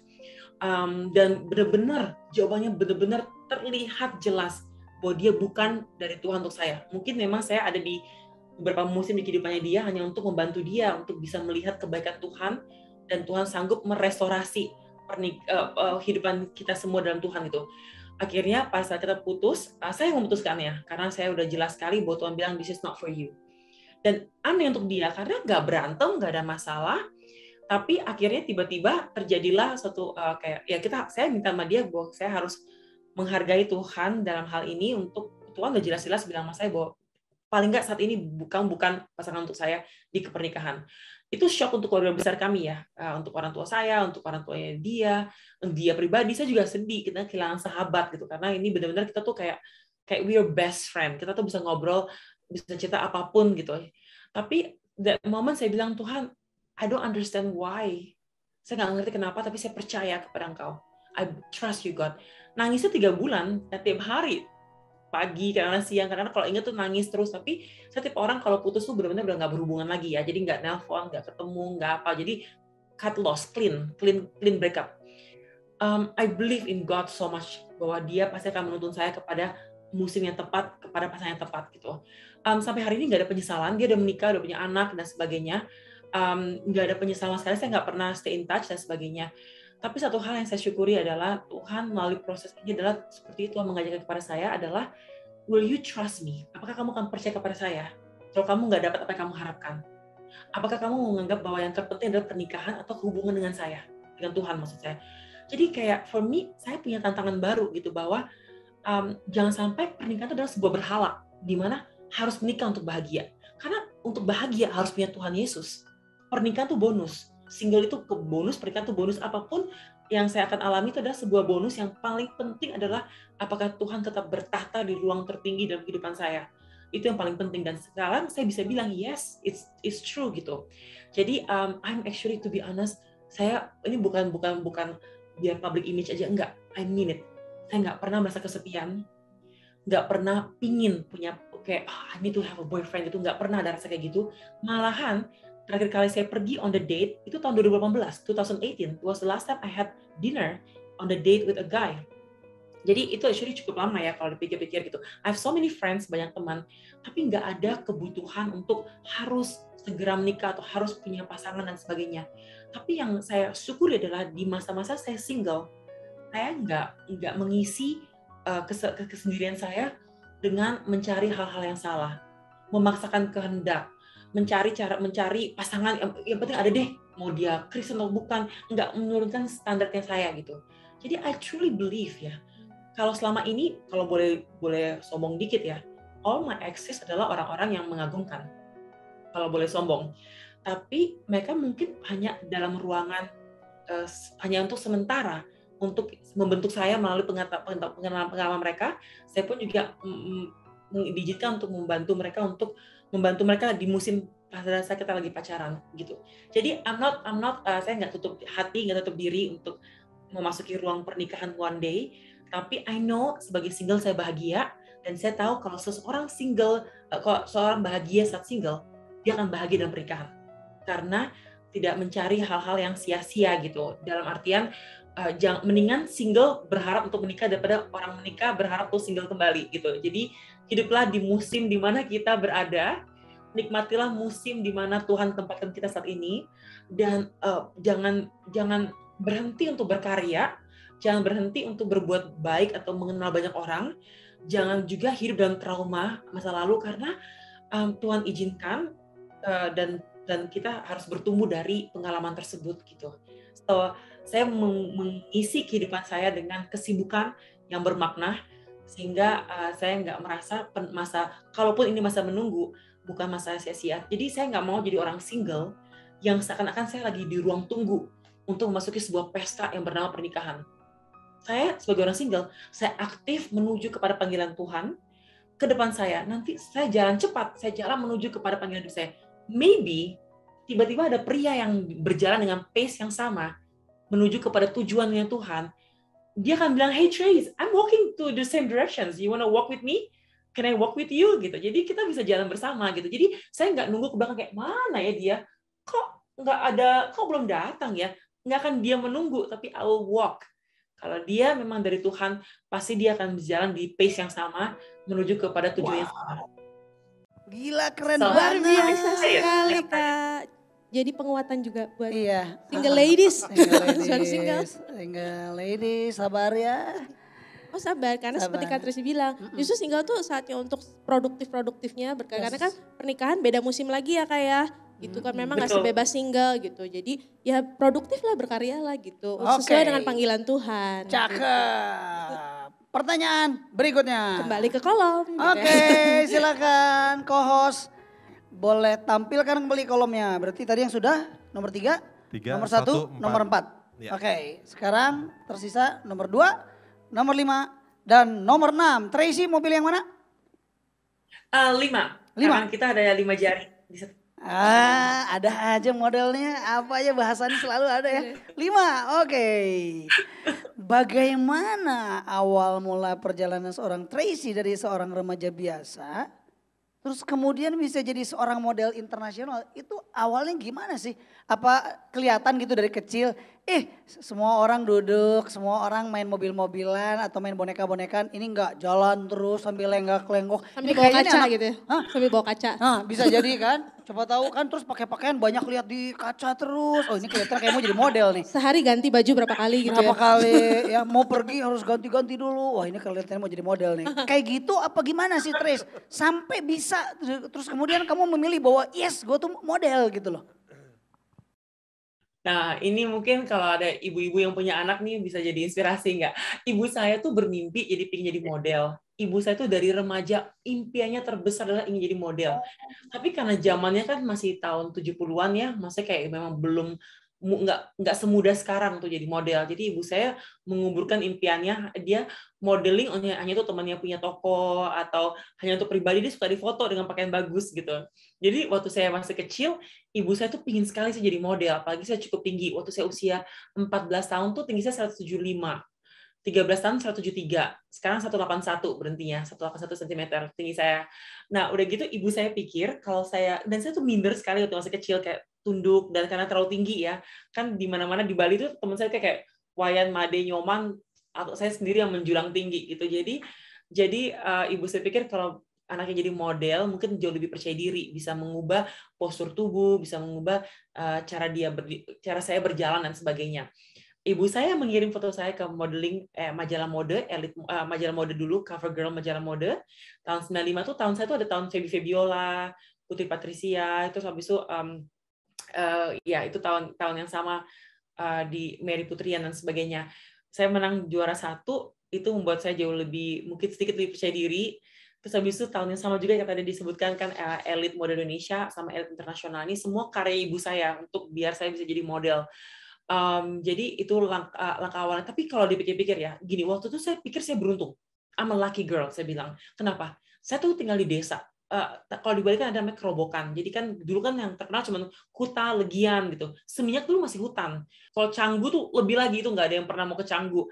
Nah, saya tuh tinggal di kerobokan, tuh di tengah-tengah sawah, di desa, yang rumah ke sekolah cuma naik sepeda. Terus habis itu kalau sore mainnya ke sawah, kalau mama lagi pingin ke pantai ya ke pantai ikut mama gitu. Pokoknya hidupnya di desa yang sederhana gitu. Jadi logikanya itu sebenarnya agak-agak mustahil untuk seorang anak kampung di desa tiba-tiba setahun kemudian tinggal di Amerika, di New York gitu. Nah, kalau dulu saya pikir saya beruntung. Tapi sekarang sebagai orang Kristen lihat ke belakang saya bilang, Tuhan, it was you. Tangan Tuhanlah yang menata semuanya sehingga terjadilah seperti apa yang telah terjadi. Betapa baiknya Tuhan untuk mengeluarkan saya dari kampung kecil untuk jadi model di Jakarta dan internasional. Dan setelah itu membantu saya untuk bisa menemukan satu kayak pekerjaan yang saya sukai. Awalnya nggak suka ya, karena model itu nggak nyaman untuk anak remaja. Rambutnya disasak, ditinggiin, dikeritingin, mukanya ditepok-tepokin pakai makeup dan sebagainya. Disuruh senyum, disuruh ketawa, disuruh pokoknya semua ekspresi wajah yang harus buru-buru terus selama hitungan detik. Itu bukan hal yang menyenangkan untuk remaja yang pengen ke pantai atau pengen naik sepeda sama teman-temannya. Tapi akhirnya yang mengubah saya untuk bisa menyukai dunia modeling adalah saya berpikir bahwa kalau saya mau bahagia, saya harus punya harta sama tahta. Nah, itu filsafat yang salah. Jadi, keajaiban Tuhan bahwa saya keluar dari desa. Tapi saya mempunyai filsafat yang salah tentang kebahagiaan. Saya pikir kebahagiaan itu hanya bisa didapatkan melalui harta dan tahta. Karena semenjak saya punya uang, semenjak saya dikenal oleh orang, saya merasakan kebahagiaan yang nggak pernah saya rasakan sebelumnya, gitu, recognition. Maka itu saat ini saya ngerti kenapa di dunia sekarang digital platform ya, banyak orang suka banget dengan recognition ya, atau dikenal. Makanya banyak orang menyukai like yang banyak atau di repost atau apa atau di komen dan sebagainya. Karena memang kita tuh ingin dikenal.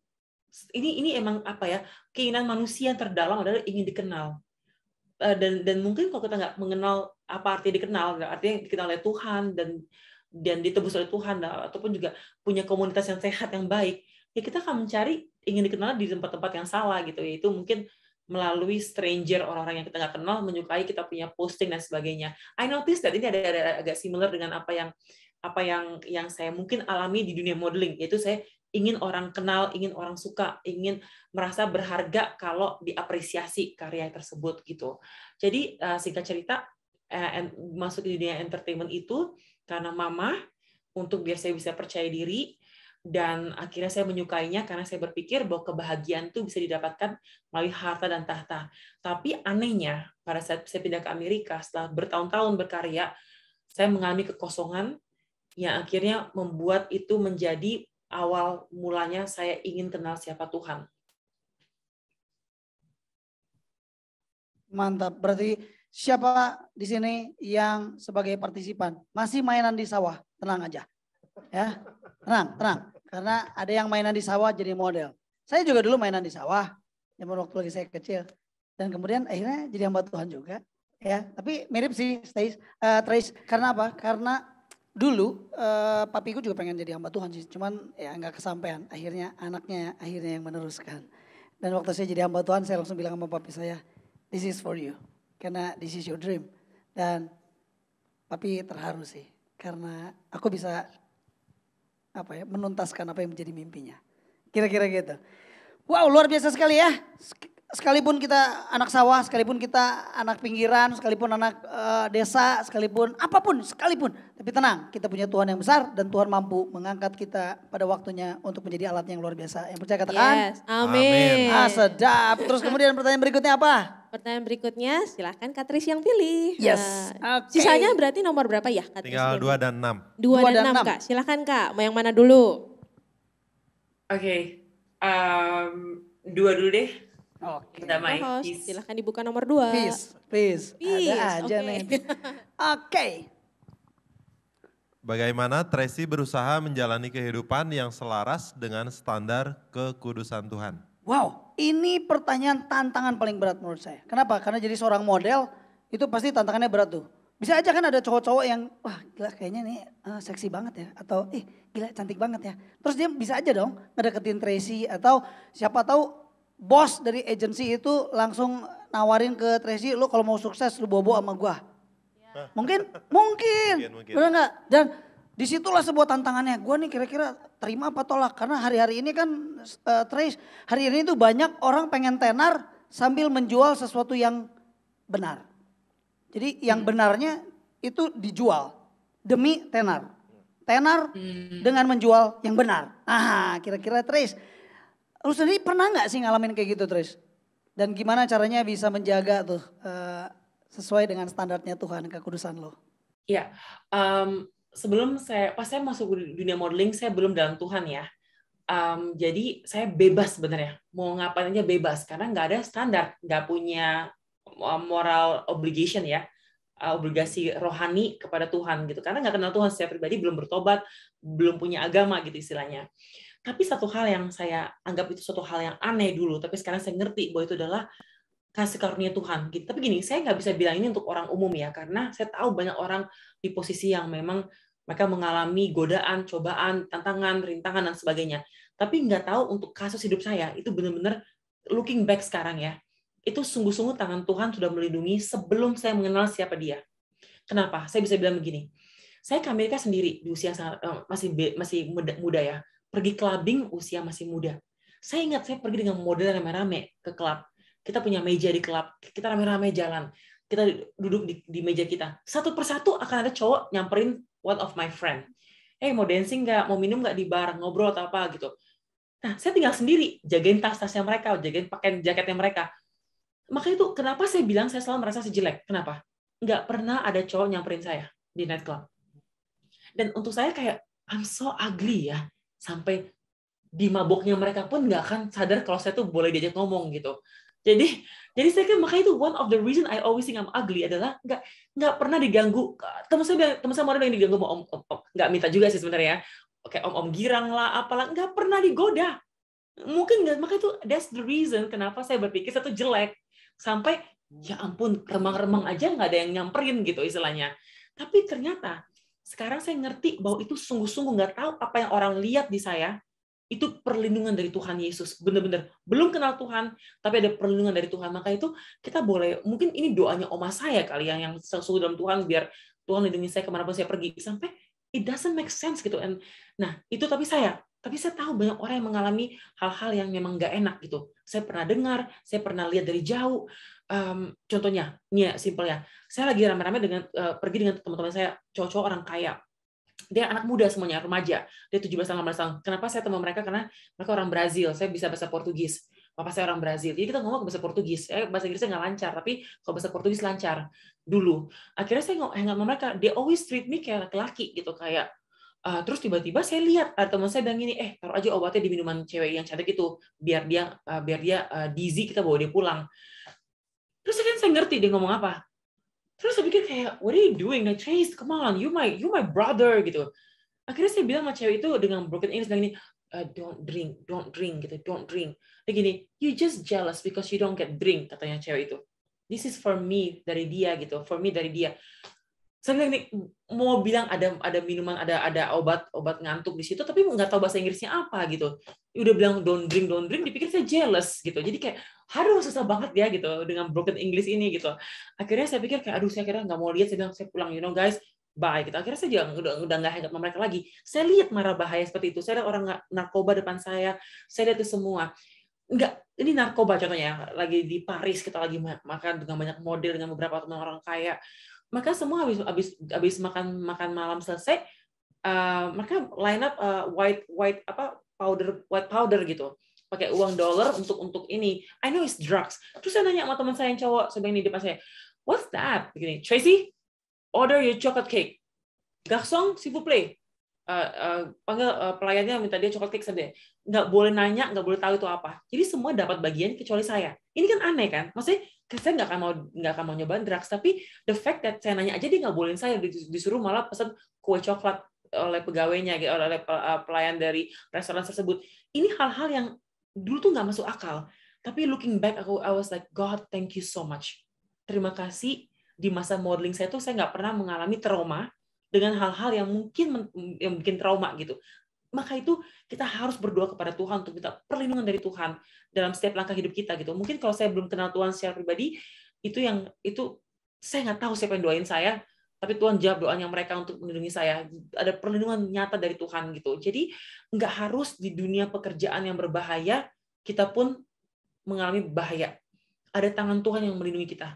Ada campur tangan Tuhan dalam langkah hidup kita gitu. Maka dari itu ya kita harus benar-benar berserah gitu kepada Tuhan gitu. Jadi dan kalau saya dulu nggak kenal Tuhan, saya cuma pikir kayak I'm just lucky gitu, atau mungkin saya punya salah pengertian akan I'm just ugly and lucky gitu kali ya, lucky dan ugly gitu. Tapi just so grateful for that. Nah, kembali cuma menutup bahwa kalau orang mengalami mungkin trauma dalam kehidupan, ya gimana cara untuk bisa hidup kudus selaras dengan kehendak Tuhan. Setelah saya menjadi orang Kristen, saya akhirnya mengerti bahwa Tuhan menyucikan kita dari segala macam dosa. Dosa terbesar saya menurut saya adalah kesombongan, pride. That's the biggest sin yang saya bukan. I never watch porn. I don't get drugs. I don't do drugs. I don't get drunk. Tapi saya tahu saya punya dosa terbesar adalah kesombongan. I'm a prideful person. Itu yang Tuhan terus-menerus kerjakan dalam hati saya untuk biar beres gitu sepanjang awal-awal saya jadi orang Kristen. Jadi untuk saya belajar untuk hidup kudus adalah untuk tidak belajar untuk selalu Tuhan, bahwa itu ada a new level of holiness yang God required, karena Tuhan telah membersihkan kita dari dosa. Artinya kita harus hidupnya bersih gitu. Dan ini yang saya rasakan dalam menjalankan kehidupan sebagai orang Kristen saat ini gitu. Karena gini, godaan pasti ada, pasti banyak banget cara godaan masuk ke dalam kehidupan manusia. Contohnya dalam berpacaran, saya melihat ya, kan saya contohnya kalau saya lagi traveling sama pacar saya gitu ya, dengan keluarga dia atau kita lagi ini, sejak jadi orang Kristen, saya tahu bahwa ya bukan cuma karena orang lihat atau nggak lihat, tapi jangan sampai kita pikir kita aman, kita akhirnya menganggap bahwa enggak lah, kamu kan Kristen, saya juga Kristen, it's okay lah, kita pasti hati-hati banget gitu. jangan sampai kita menaruh posisi kita di mana itu akan membuat kita terjatuh dan tergelincir gitu. Jadi I think as a Christian, there's so many area di dalam kehidupan ya, dalam pekerjaan, dalam relationship, dalam pergaulan yang kita harus hati-hati sekali. Pertama, untuk saya mengetahui biar selaras dengan kehendak Tuhan adalah nilai. Nilai itu penting banget, bahwa saya tahu saya telah ditebus oleh darah yang termahal, yang suci, yang berharga. Sehingga saya nggak mau menyanyiakan karya Kristus untuk hal-hal yang cuma sementara. Kedua, disiplin. Disiplin banyak hal yang harus terus-menerus. Contohnya kayak hangout gitu. Ya, saya harus tahu bahwa kalau nggak mau jatuh dalam dosa, jangan berada di posisi yang bisa jatuh dalam dosa. Itu contohnya mengunjungi rumah masing-masing gitu. Kalau nggak ada orang lain, nggak rame-rame, itu lebih baik jangan gitu. Atau nonton film berdua di rumahnya masing-masing, di rumah tanpa ada orang lain. Jadi banyak hal yang kecil-kecil gitu ya. Itu tuh harus dipikirin dengan sangat jelas gitu. Tapi pada akhirnya yang ketiga adalah, untuk saya tuh kayak saya melihat kehidupan ini bukan cuma kesenangan sesaat gitu. Saya harus lihat stretch jauh sekali sampai kepada keabadian gitu, bahwa nanti di hadapan Tuhan saya mau gimana gitu. Nanti kayak Tracy, I want to hear Tuhan bilang, well done my faithful servant and daughter Tracy Trinita. That's what I want to hear. Sehingga apa-apa yang tidak bernilai kekekalan itu jadi nggak berharga gitu dibandingkan apa yang saya ingin dengarkan nantinya dalam kemuliaan Tuhan, bisa saya dipanggil oleh Tuhan. Sehingga I want to hidup kudus gitu. Walaupun pasti nggak akan sempurna ya. Mungkin kita secara fisik kudus, tapi mungkin pikiran kita nggak kudus. Atau kita masih tergoda dengan pernah salah lihat video atau apa. Banyak orang yang mengalami hal-hal tersebut gitu. So I really believe kita punya battle pasti berbeda semua orang. Tapi please jangan merasa sendiri. Setiap orang punya battle, tapi battle kita mungkin berbeda. Gitu. Jadi untuk hidup kudus for me adalah untuk cinta Tuhan, cinta apa yang karya Tuhan, dan jaga diri baik-baik gitu. Dan I'm not saying this sebagai orang yang kayak, oh sampai nanti masa tua saya nggak akan pernah jatuh dalam dosa. I know, I have to be very careful. Sekarang bisa ngomong, tapi besok I have to be much more careful karena iblis pasti akan kayak, oh really Tracy? Okay, gitu. So I need to be much more careful dalam menjalankan kehidupan sebagai anak Tuhan, dan bukan karena mata manusia melihat, tapi karena Tuhan melihat semuanya. Jadi untuk hidup dalam satu penuntun yang agung gitu, itu Tuhan, hidup kudus dalam Tuhan. Ya. Luar biasa. Tadi menarik. Ya gimana, Rais? Enggak, ya nggak apa. Cuma bilang ini frustasi zaman orang Kristen sekarang karena banyak sekali teman-teman kita yang Kristen kalau pacarnya tuh udah kayak suami istri, sekamar berdua, berlibur ke Bali, udah nggak ada bedanya antara pacaran sama pernikah gitu. Jadi makanya kalau kita dari masa pacaran nggak jaga diri, jangan harap kita dalam pernikahan pun juga akan mudah untuk menjaga diri gitu. Karena kalau gampang pada saat pacaran, akan gampang juga untuk melakukannya dalam pernikahan. Artinya kalau dia bosan sama kita, dia bisa dengan orang lain gitu. Jadi I think pacaran itu adalah suatu fondasi yang kuat untuk pernikahan yang baik, yang sehat nantinya. Oke.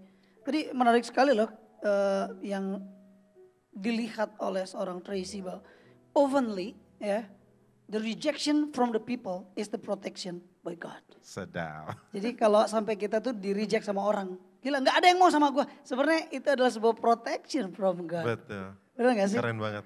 Ya, rejection, protection. Yes. So mari kita lihat dari sudut pandang yang positif. Jadi kalau nggak ada yang mau sama lo, ya nggak ada yang ngedeketin lo, ingat sebenarnya itu lagi ada protection dari Tuhan ya, benar nggak Pit ya? Waktu Tuhan pasti yang terbaik. Amin. Tuhan pasti. Stop. Oke. Trace, dulu ya gue dulu pernah dengar ada gosip ya. Cuman kan belum terkoneksi sama Tracy ya. Katanya dulu ada boys band di zaman gua, boys band namanya Backstreet Boy, dan terus kemudian perlu seorang model dalam video klipnya, dan terus kemudian katanya menurut gosip itu katanya Tracy Trinita itu diminta untuk jadi model di video klipnya tapi harus tanpa busana. Apakah benar? Iya, aku itu dia lagi terkenal. Dia tuh kayak BTS zaman dulu ya. Kayak kan sekarang kalau orang ngeliat BTS kan terkenal banget ya. Dulu kalau ada yang nggak tahu nih, siapa tahu dia lebih muda dari kita, Backstreet itu terkenalnya minta ampun gitu. Jadi ada masa di mana dia mau bikin video klip yang banyak cewek telanjang gitu. Terus aku ditawarin, dan aku pengen banget ketemu mereka gitu. Tapi aku nggak tahu kalau itu untuk foto telanjang. Jadi tiba di studionya ada mereka, maksudnya kayak rame-rame gitu, ada banyak model. Tiba-tiba pas udah gini, udah didandanin semuanya, aku pikir mana bajunya ya gitu. Kok nggak ada banyak baju, kan bisa ada baju yang banyak, bisa milih-milih warna dan sebagainya. Tiba-tiba orangnya bilang kayak, ini kamu akan telanjang ya, jalan-jalan. Aku lupa gimana adegannya. And I'm like, I can't gitu. Nah, anehnya adalah saya tuh belum dalam Tuhan ya, dan saya orang Bali, dan saya orang setengah bule gitu. Jadi di Bali itu kan bebas ya, kalau zaman dahulu tahun 80 90-an tuh banyak orang topless di Bali karena tuh budaya Bali gitu. Jadi kalau orang udah menikah nggak perlu pakai kebaya, jadi malah pakai cuman ya topless atau pakai cuman sarung kecil aja di dadanya gitu. Jadi for me I seen it dari masa kecil tuh udah biasa ngelihat orang topless. Tapi di pantai pun juga banyak orang yang topless ataupun nude di Bali zaman tahun 80-an ya. Jadi for me it's normal gitu, I see it gitu.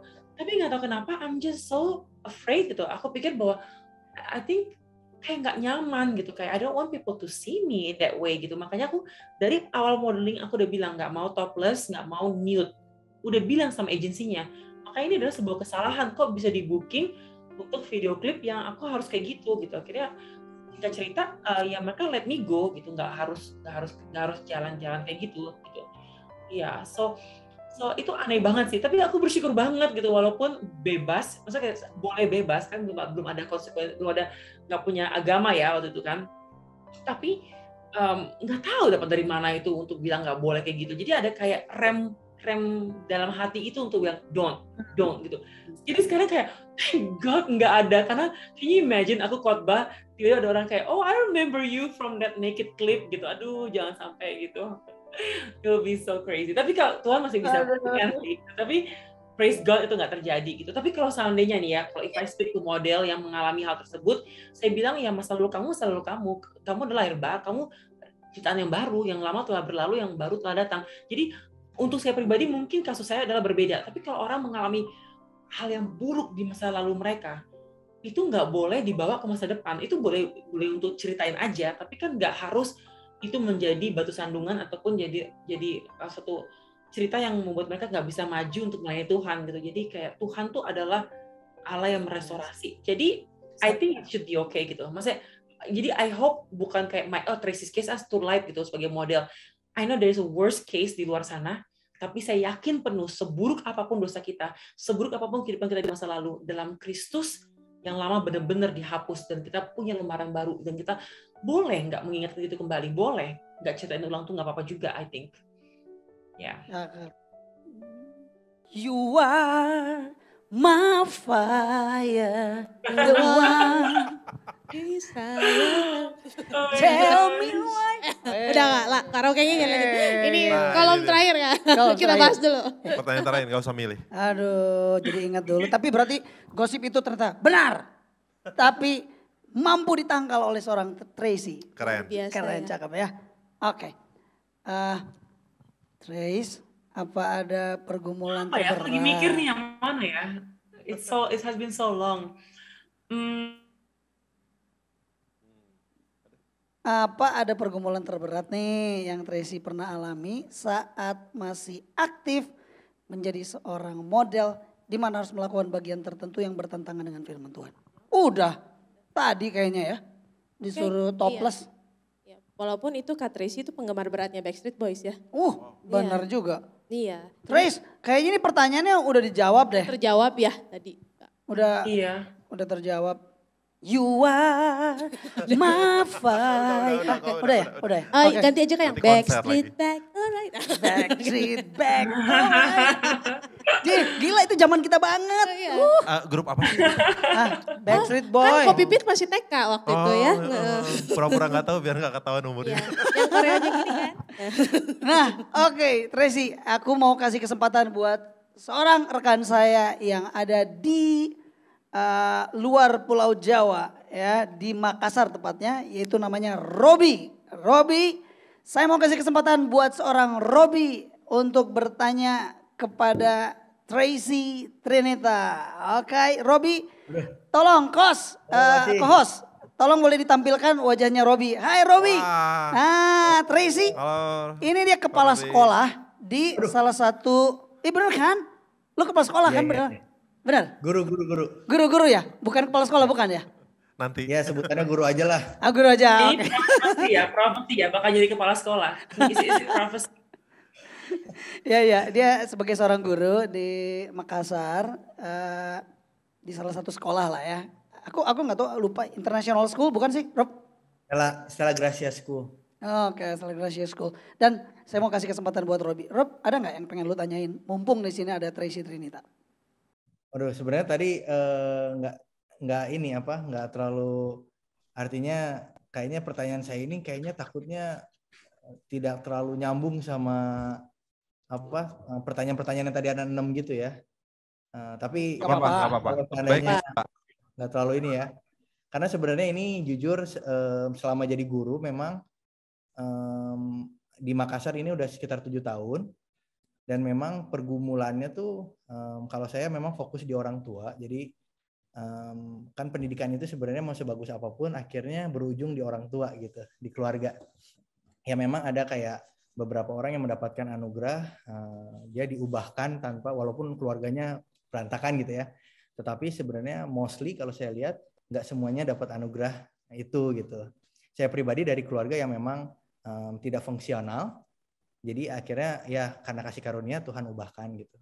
Nah, memang yang menjadi kendala sekarang yang saya lihat di dalam pendidikan itu seorang anak, terutama di dunia anak kecil gitu ya, maksudnya TK sampai SD, karena saya di TK SD itu mereka bergumul dengan banyak hal, bergumul dari attitude, motorik, kasih sayang, semua itu cuman karena ada yang namanya mereka itu dirawat sama orang tua gitu ya.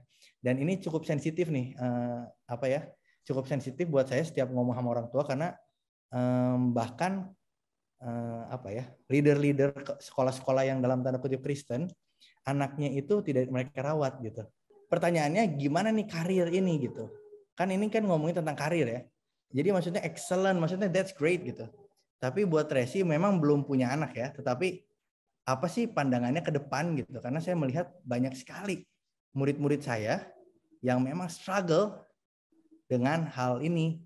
Dan karena orang tuanya memang sibuk gitu ya.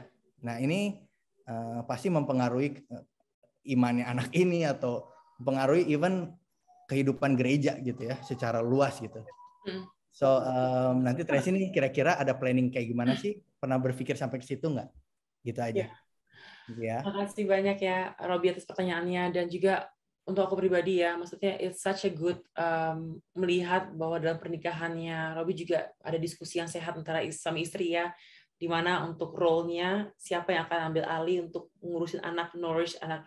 Tentu saja kita tahu kan ada African proverbs bilang bahwa it takes a whole village to raise a child. Bahwa perlu lebih banyak dari cuma kedua orang tua untuk mengurus anak. Kita perlu oma, opa, tante, om, dan banyak lagi orang-orang lain untuk ngurus anak. Jadi I think untuk apalagi zaman sekarang, saya benar-benar bersimpati sekali dengan orang tua di sini dalam mengurus anak di era digital seperti ini. Kenapa? Tantangannya tuh jauh lebih berat daripada orang-orang yang bertumbuh di tahun 70, 60, 80, 90 itu jauh lebih berat saat ini.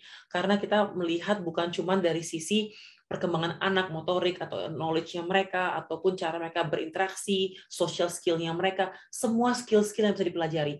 Tapi jauh lebih berat lagi adalah tantangan digital world, karena anak-anak itu sekarang mereka udah anak umur setahun pun udah bisa buka iPad, udah tahu kode-kode, udah tahu gitu. Jadi gimana caranya untuk mengajarkan kepada anak bahwa mereka tuh hidup ini bukan dalam bubble, dalam bubble teknologi aja, tapi mereka harus punya kapasitas yang jauh lebih besar daripada hal tersebut. Dan yang paling sedihnya adalah zaman sekarang, kualitas untuk hal yang paling berat untuk anak lakukan adalah konsentrasi. Jadi konsentrasi itu diturunin dari yang cuma sejam sampai sekarang kata cuma kayak 5 menit atau 10 menit, 15 menit untuk ada interaksi di antaranya, ada berdiri, goyangin tangan dan sebagainya untuk biar bisa konsentrasi lagi. Padahal untuk kita zaman dulu sejam pun baca masih bisa. 45 menit ngerjain tugas masih bisa gitu. Jadi semakin lama konsentrasi anak-anak tuh semakin berkurang. Jadi tantangan orang tua bukan cuma menjadi orang tua yang baik, tapi gimana caranya untuk membantu anak ini bertumbuh jadi manusia yang excellent, yang bisa bertanggung jawab dalam kehidupan mereka, yang mereka bisa independen, bisa mandiri, dan bisa memuliakan Tuhan dan berguna bagi manusia. Itu tantangan terbesar kita, dan itu kita nggak bisa cuman suruh sekolah yang bertanggung jawab atau orang tua yang bertanggung jawab, tapi kolaborasi. Nah kan sekarang temanya yang paling besar zaman sekarang adalah kolaborasi. Nah maka dari itu kolaborasi itu penting banget dalam pertumbuhan anak sekalipun gitu. Jadi ada campur tangan Tuhan, kedaulatan Tuhan, dan tanggung jawab manusia. Jadi I think kolaborasi ini adalah penting sekali bahwa kita saling menjaga anak masing-masing. Jadi kita menyalurkan apa kita bisa kepada semua anak, menaburkan kepada semua anak. Tapi pada akhirnya respon anak tersebut adalah tanggung jawabnya dia juga gitu. Jadi ada anak tertentu yang memang mereka nggak mau diajarin, mereka nggak mau berubah, mereka keras kepala, mereka punya suatu sifat dalam hati mereka yang ini hanya bisa ditebus dengan pengenalan Tuhan. Anak itu harus dilembutkan oleh, maka itu kan Santo Agustinus pernah bilang bahwa anak itu lahir sebagai pendosa.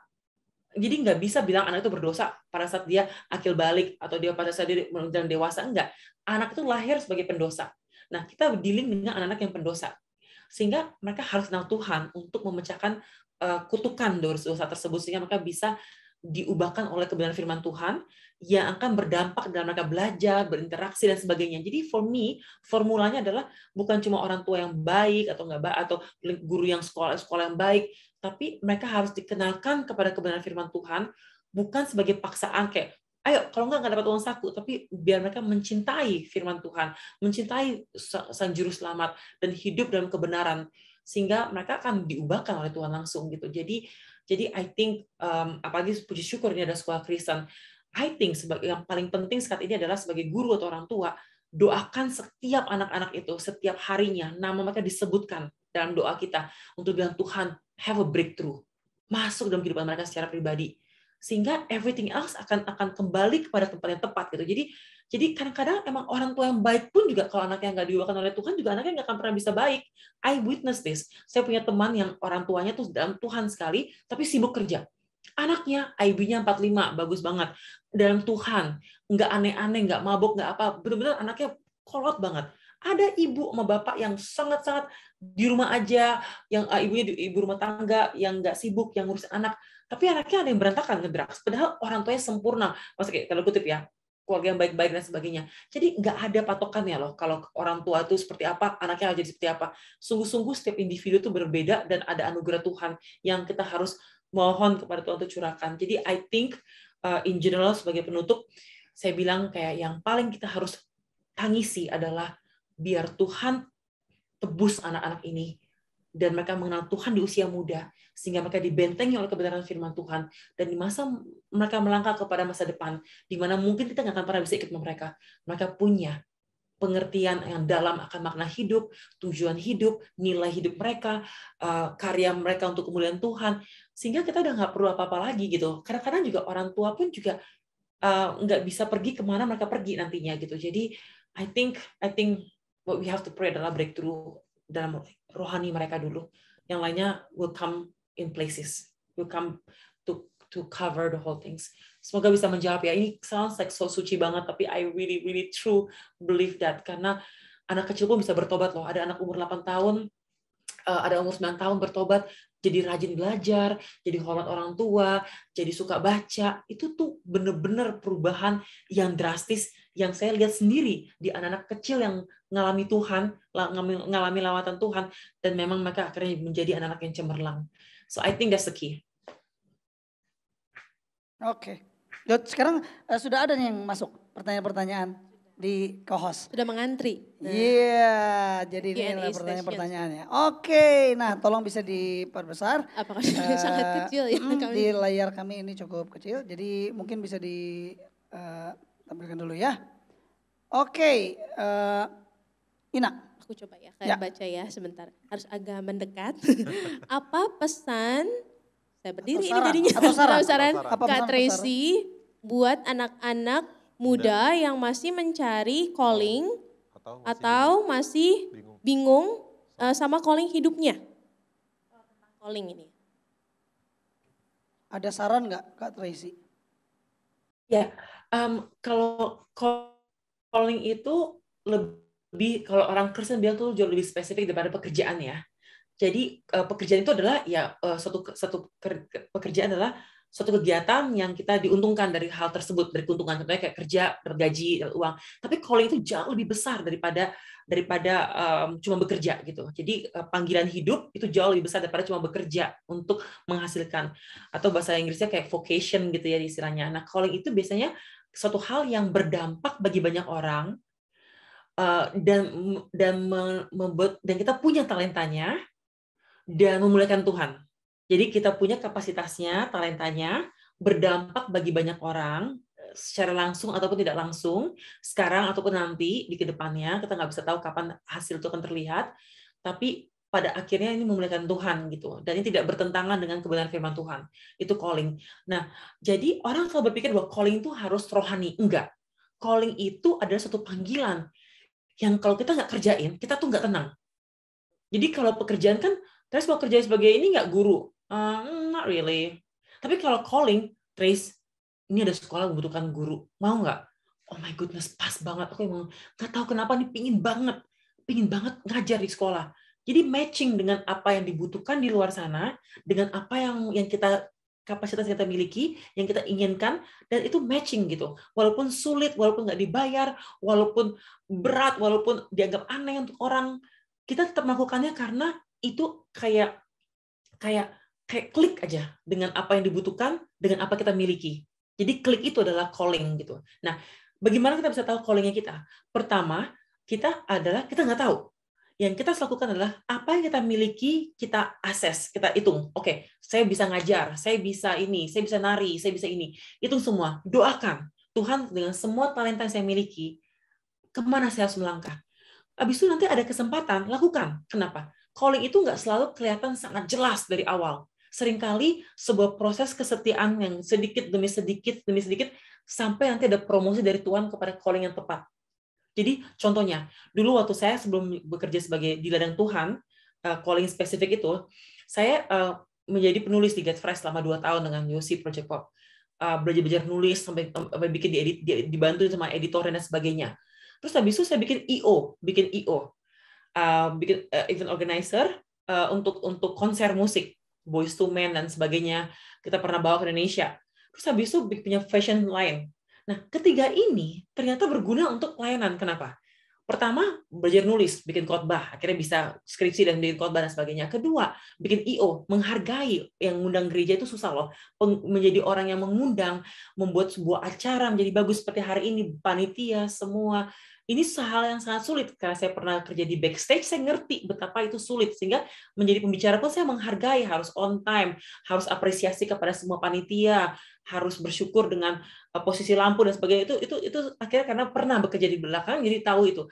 Fashion, akhirnya saya belajar sekarang, saya kalau khotbah pakai kebaya, karena saya mencintai budaya Indonesia gitu. Jadi itu fashion yang statement saya, bahwa saya sering disamperin sama ibu-ibu kayak, ini ya pendeta yang kalau khotbah pakai kebaya ya, I'm like, Oke, brandingnya udah pas nih, orang udah hafal nih kalau saya ini kan bekerja di dunia fashion gitu. Jadi itu semua keikut untuk diaplikasikan dalam bekerja menjadi di vocation yang saya sekarang, di calling saya sekarang. Poinnya adalah bahwa kita semua jangan pernah menganggap pekerjaan itu kecil. Lakukan dengan sebaik-baiknya. Untuk saya, calling itu seperti ceritanya Yusuf. Yusuf dijual oleh saudaranya. Jadi dia kerja di Tante Potifar, anak orang kaya, anak kesayangannya bapaknya yang kayanya minta ampun. Jadi pembantu. Apa yang dilakukan adalah melakukan yang terbaik sampai dipromosikan menjadi orang yang nomor 2 di rumah Tante Potifar, Om Potifar. Tapi akhirnya dia ngalamin fitnah, dia di penjara. Di penjara pun dia nggak berduka. Dia membersihkan, mengatur, sampai dikasih kunci untuk ngurusi seluruh penjara. Siapa coba kalau bukan orang yang baik, orang yang menghargai pekerjaan kecil. Akhirnya promosi demi promosi datang, sekalipun musibah, malang, dan sebagainya. Tapi akhirnya dia menjadi orang nomor 2 di negeri Mesir yang menyelamatkan bangsa Israel. Maka dari itu, saya belajar banyak dari kisah tersebut bahwa jangan pernah do not despise small beginning. Jangan pernah merendahkan hal sekecil apapun. Jadi kalau mau tahu calling kita, mulailah dengan hal yang terkecil, dengan apa yang kamu miliki. Tuhan yang akan mengembangkannya, Tuhan akan mempromosikannya. Nanti calling kita bisa-bisa jadi guru di tempat yang Tuhan taruh, atau bisa menjadi ibu yang baik bagi anak-anak kita, bapak yang baik menjadi anak kita, atau bisa menjadi bankers, bisa menjadi orang politician, bisa menjadi apapun. Nggak terbatas melayani Tuhan harus di gereja, harus di mimbar. Melayani Tuhan dimanapun. Nanti calling kita akan matching dengan kebutuhan beliau yang besar dan memuliakan Tuhan.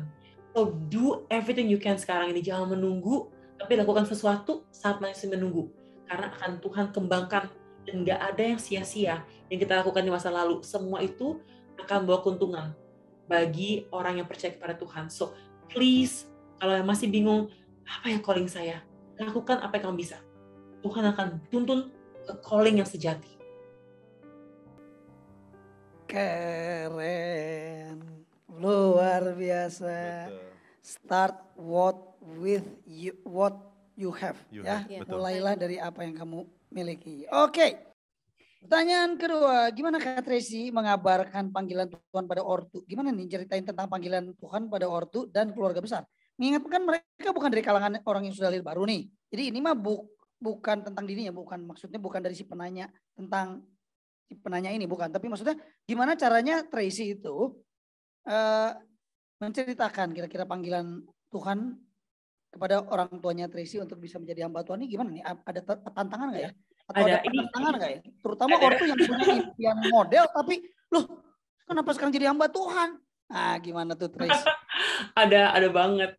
Ya betul, ini singkat sih karena orang tua saya belum dalam Tuhan, maka papa Katolik, mama Protestan tapi belum lahir baru. Dan waktu saya sekolah teologi itu orang tua saya marah karena menurut mereka kenapa saya merelakan suatu karir yang sangat cemerlang di usia 25 tahun yang lagi di top of my career, merelakan itu untuk meninggalkan itu semua untuk sekolah teologi dan mau jadi apa nantinya. Untuk orang tua saya itu ada suatu hal yang sia-sia gitu. Kan sekolah teologi nanti aja kalau udah tua, dan ikut Tuhan tuh nanti aja kalau udah tua, pos-posin dulu hidup.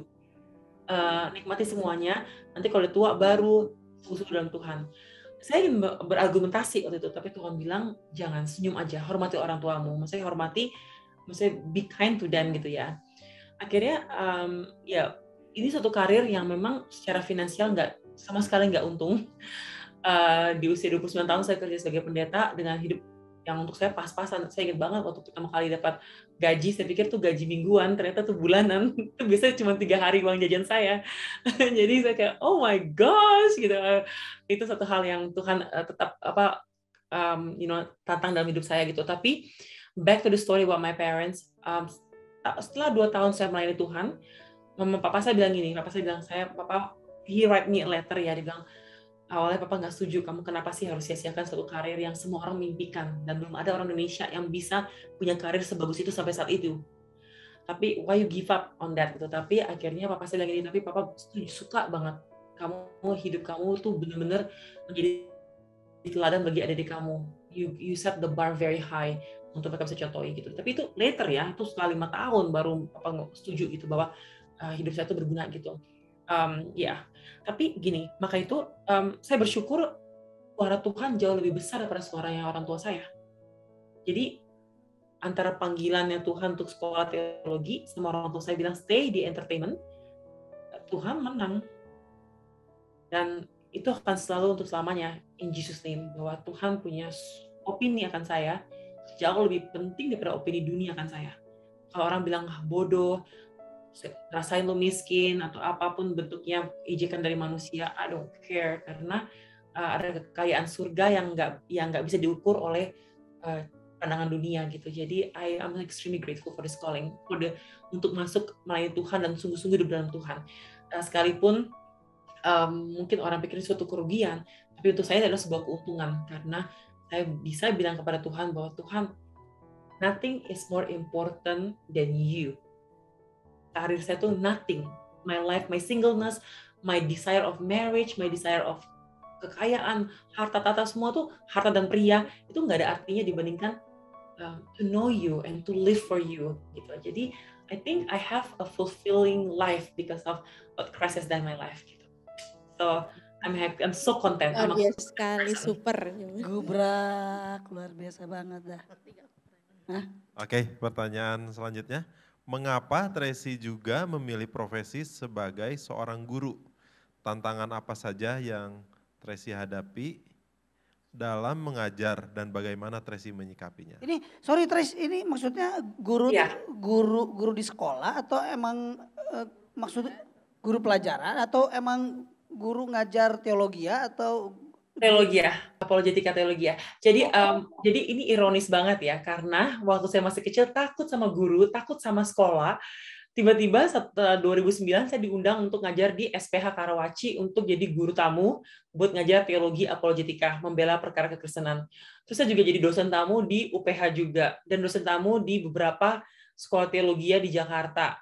Dan di Malang juga pernah diundang untuk bicara di sekolah teologi di Malang. Jadi itu kayak hal yang benar-benar kayak restorasi dari Tuhan tuh bukan cuma secara iman, tapi juga hal-hal yang kita takuti pun juga Tuhan bisa taruh kita kembali ke tempat di mana kita di posisi lain gitu. Jadi saya sering kali selama sekitar 8 tahun terakhir ini saya pergi ke banyak negeri itu untuk ngajar di universitas dan juga ngajar di SMP sama SMA tentang kekristenan. Jadi kita menjawab pertanyaan seputar kayak contohnya apakah kita bisa dipercaya, bagaimana kita bisa mengerti tentang Allah Tritunggal, menjawab pertanyaan-pertanyaan seperti kayak makna hidup, kenapa ada penderitaan, kenapa kemana kita pergi kalau kita nanti mati. Pokoknya pertanyaan-pertanyaan seputar iman gitu kepada anak SMP sama SMA dan anak kuliah S1. Juga ngajar di SCT Harvard juga dan sebagainya gitu. Jadi sering ngajar di banyak sekolah sebagai dosen tamu. Ini for me adalah suatu hal yang aneh tapi nyata gitu, karena saya dulu nggak suka ngajar, nggak suka sekolah gitu, nggak suka guru gitu, tapi sekarang ironisnya adalah I get a chance untuk ngajar berkali-kali selama sekitar 10 tahun terakhir ini gitu. Ya, so I'm the dosen tamu.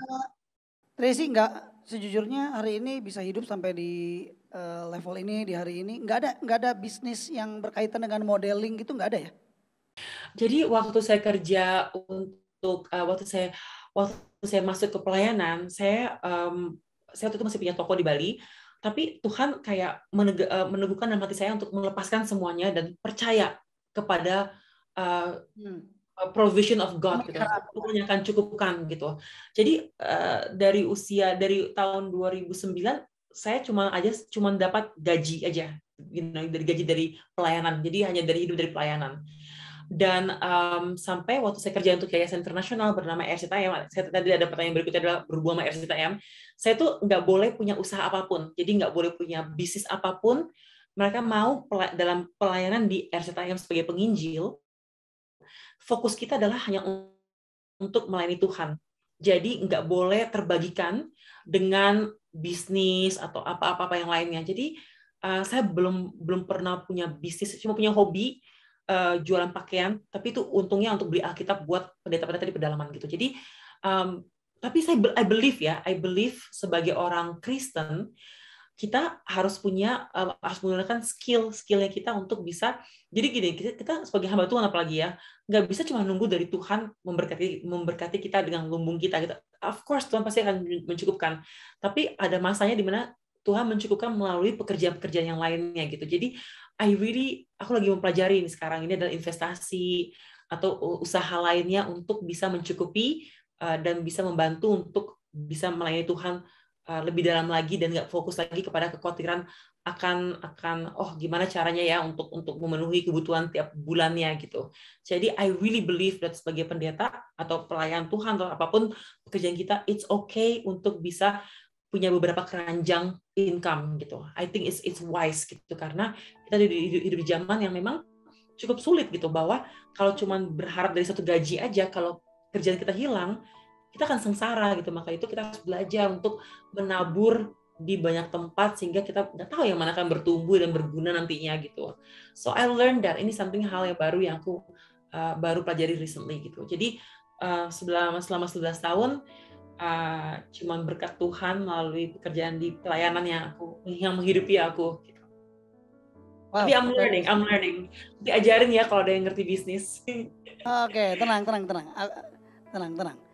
Aku akan kasih tahu nanti sama Tracy, ada satu tools yang keren sih sebenarnya ya, tapi enggak di sini. Tracy, ya udah, oke, ntar kapan-kapan gue undang lu lah ya untuk ngajar tentang apologetika. Ya, boleh dong. Dengan senang hati ya. Dan kapanpun kalau kamu datang ke Bandung, kamu punya saudara di sini dan bisa kontak. Ntar kita ajak kamu makan yang enak-enak. Makanan Bandung enak banget ya pasti ya. Oh, Thank you so iya. much. Oke, ada pertanyaan terakhir? Ada satu pertanyaan terakhir. Silakan Ina. Pelajaran atau nilai apa dari pengalaman modeling kakak yang kemudian mempersiapkan dan memperlengkapi kakak dalam melayani Tuhan? Iya, aku suka banget pertanyaan ini.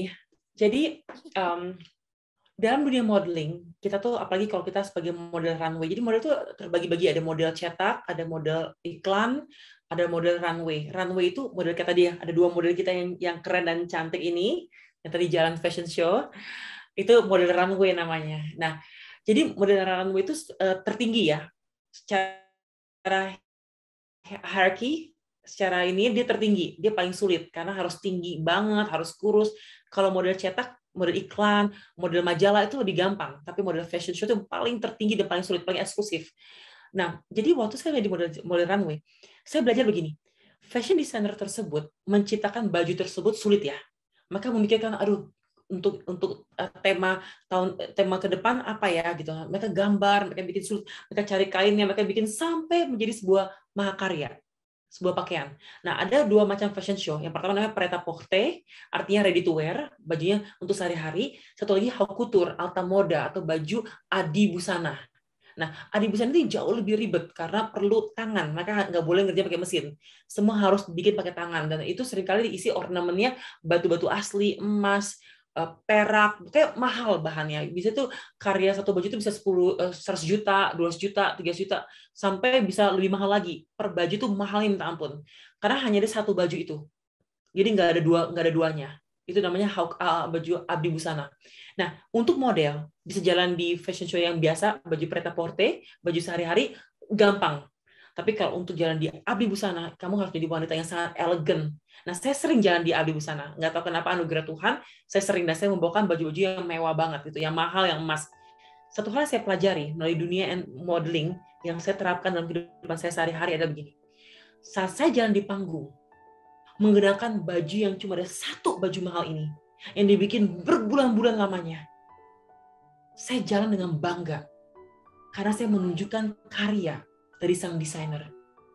Saya mau menunjukkan bagaimana karya desainer itu sangat indah, sangat layak, sangat wow gitu. Saya jalan dengan bangganya. Saya post, saya tunjukkan setiap lekukan dari baju tersebut. Saya kembali, pada finalnya saya akan bawa desainer ke depan, tepuk tangan untuk karyanya dia. Nah, kita di dunia ini, Anda semua dan saya adalah abdi busananya Tuhan. Setiap dari kita tuh ada 7 miliar orang di dunia ini. Enggak ada satu orang pun yang sama. Kita tuh semua adalah karya, mahakarya sang Tuhan. Sehingga kita yang berjalan di panggung kehidupan, menunjukkan karya Tuhan dalam kehidupan kita. Dalam pemikiran, dalam pakaian kita, dalam cara kita berinteraksi. Kita berjalan di jalan panggung kehidupan, menunjukkan karya Kristus, karya Tuhan. Dan kembali lagi untuk menunjukkan siapa yang mengubah hidup kita. Siapa yang memakaikan kita pakaian kebenaran, yang menyucikan hidup kita, yang memampukan kita untuk bisa melihat kehidupan dari kacamata berbeda. Maka itu saya bisa bilang bahwa Anda semua dan saya adalah modelnya Kristus Tuhan kita. Saat kita lagi jalan, kita membawa satu karya yang harus kita tunjukkan pada dunia.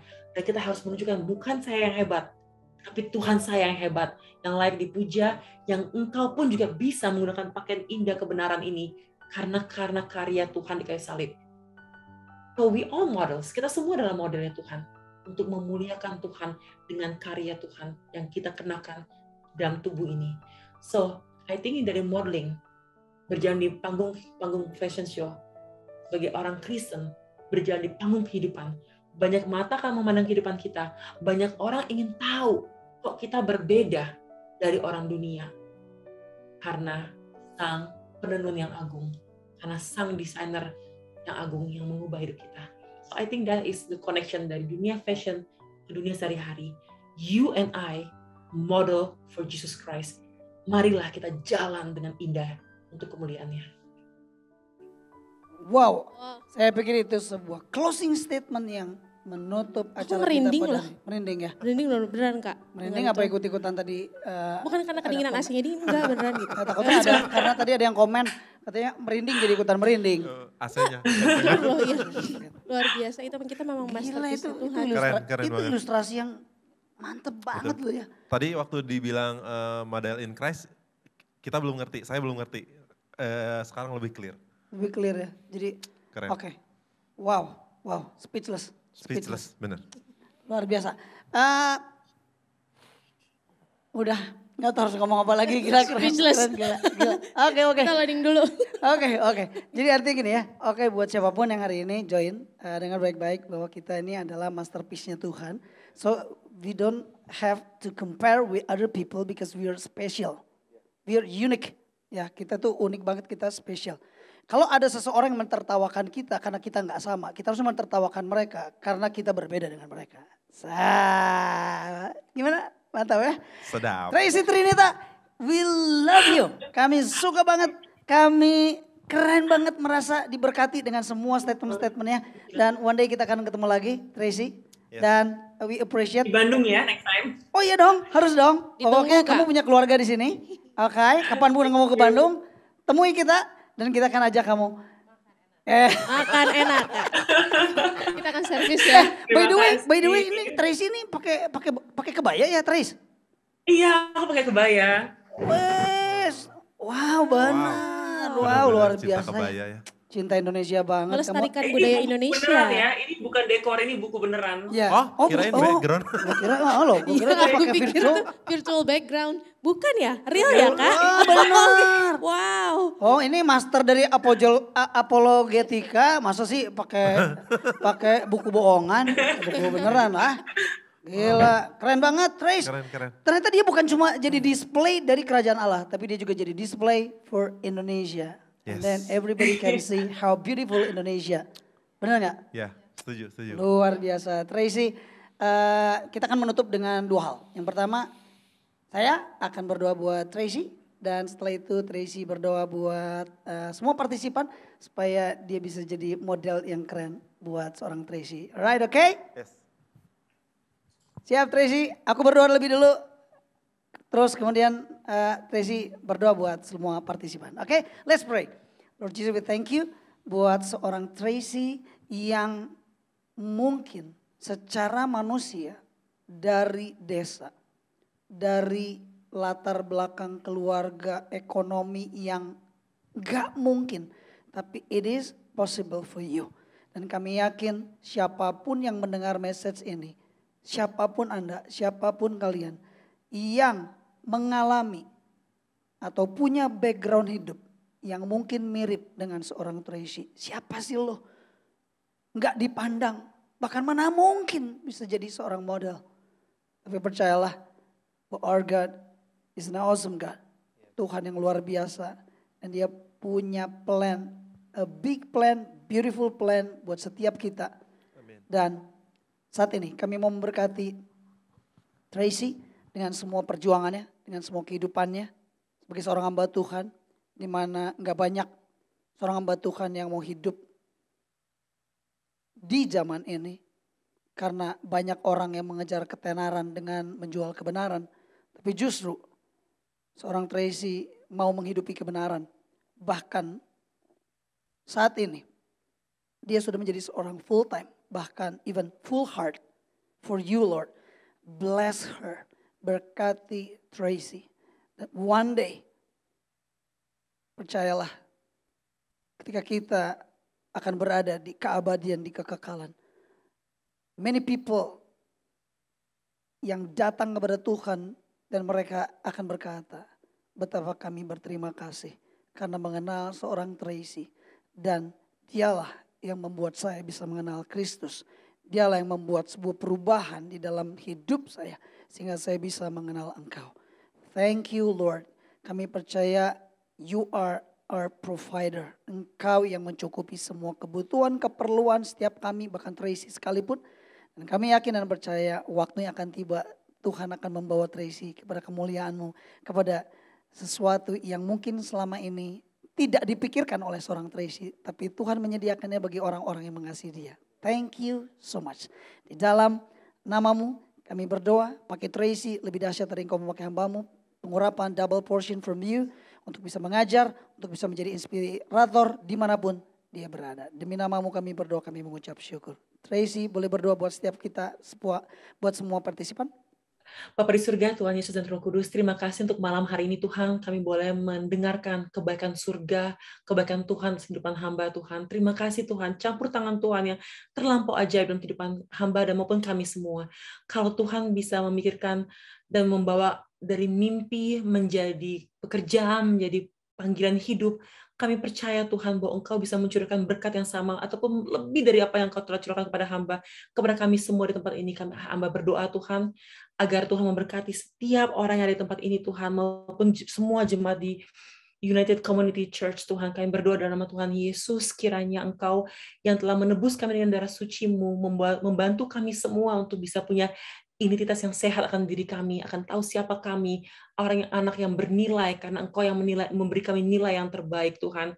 Kami juga Tuhan restorasi secara mental, secara fisik untuk menghargai setiap pemberian dari Tuhan dalam kehidupan kami, mensyukuri semua yang Tuhan telah curahkan, panggilan hidup kami, fisik kami, talenta kami, semua keluarga kami, latar belakang kami, apapun yang telah terjadi Tuhan, kami tahu semua bisa mendatangkan kebaikan bagi setiap orang yang mengasihi Engkau. Kami juga berdoa Tuhan untuk masa depan yang cerah, masa depan yang dituntut oleh Tuhan, masa depan yang memuliakan Tuhan, dan kami mau masa depan yang berdampak bagi dunia di mana kami tinggal. Tuhan, pakai setiap dari kami Tuhan, teguhkan panggilan hidup kami Tuhan, pakai kami untuk kemuliaan Engkau Tuhan, restorasi kami Tuhan, apa yang harus dibereskan dalam hati kami, dalam pikiran kami, berkaryalah Tuhan, biarlah kami menjadi model atau contoh yang baik bagi dunia di mana kami tinggal. Tuhan, pakaikan kami kebenaran dan kebenaran Tuhan yang bersinar dalam kehidupan kami. Tuhan, kami percaya penuh kalau Tuhan yang memberkati, Tuhan yang menambah-nambahkan, kami bisa melangkah dengan tenang ke masa depan bersama dengan Engkau Tuhan. Terima kasih Tuhan Yesus atas urapan-Mu bagi setiap dari kami semua di tempat ini. Kami mau memuliakan Engkau Tuhan. Kami mau hidup mencerminkan kebenaran firman-Mu. Dan kami mau Tuhan agar setiap mata memandang siapa Tuhan di balik kehidupan kami. Terima kasih Tuhan. Pakai dari kami semua Tuhan untuk kemuliaan Engkau Tuhan. Dan biarlah kami bisa melangkah di panggung kehidupan. Bangga. Karena kami milik Yesus Kristus yang ditebus dengan darah yang termahal di kayu salib. Kami adalah orang-orang yang merdeka Tuhan dan siap berkarya dan siap menjadi tangan Tuhan untuk memberkati dunia di mana Engkau kasihi Tuhan. Terpujilah Engkau Tuhan, berkat surgawi menyinari kami semua, dan Tuhan menuntun hidup kami, dan Roh Kudus telah mengajarkan kepada kami semua apa yang kami perlukan dan melangkah di kehidupan ini. Terima kasih Tuhan Yesus, terpujilah Engkau atas nama Bapa, Putra, dan Roh Kudus, atas nama Tuhan Yesus. Haleluya, amin. Amin. Tracy, satu pesan dari salah satu lagu Backstreet Boy untukmu, oke? I don't care who you are, where you're from, don't care what you did, as long as you love me, baby. Mungkin Tuhan akan bilang kayak gitu. I don't care who you are, I don't care what you did, as long as you love me, kata Tuhan. Oke, thank you so much. Saya Oci. Saya Bibit. Thank you so much. Saya Firna. Salam. Make a better you. Terima kasih Kak Tracy. Thank you so much semuanya. Tracy. Tuhan berkati. Tuhan berkati. Kontak ya Tracy.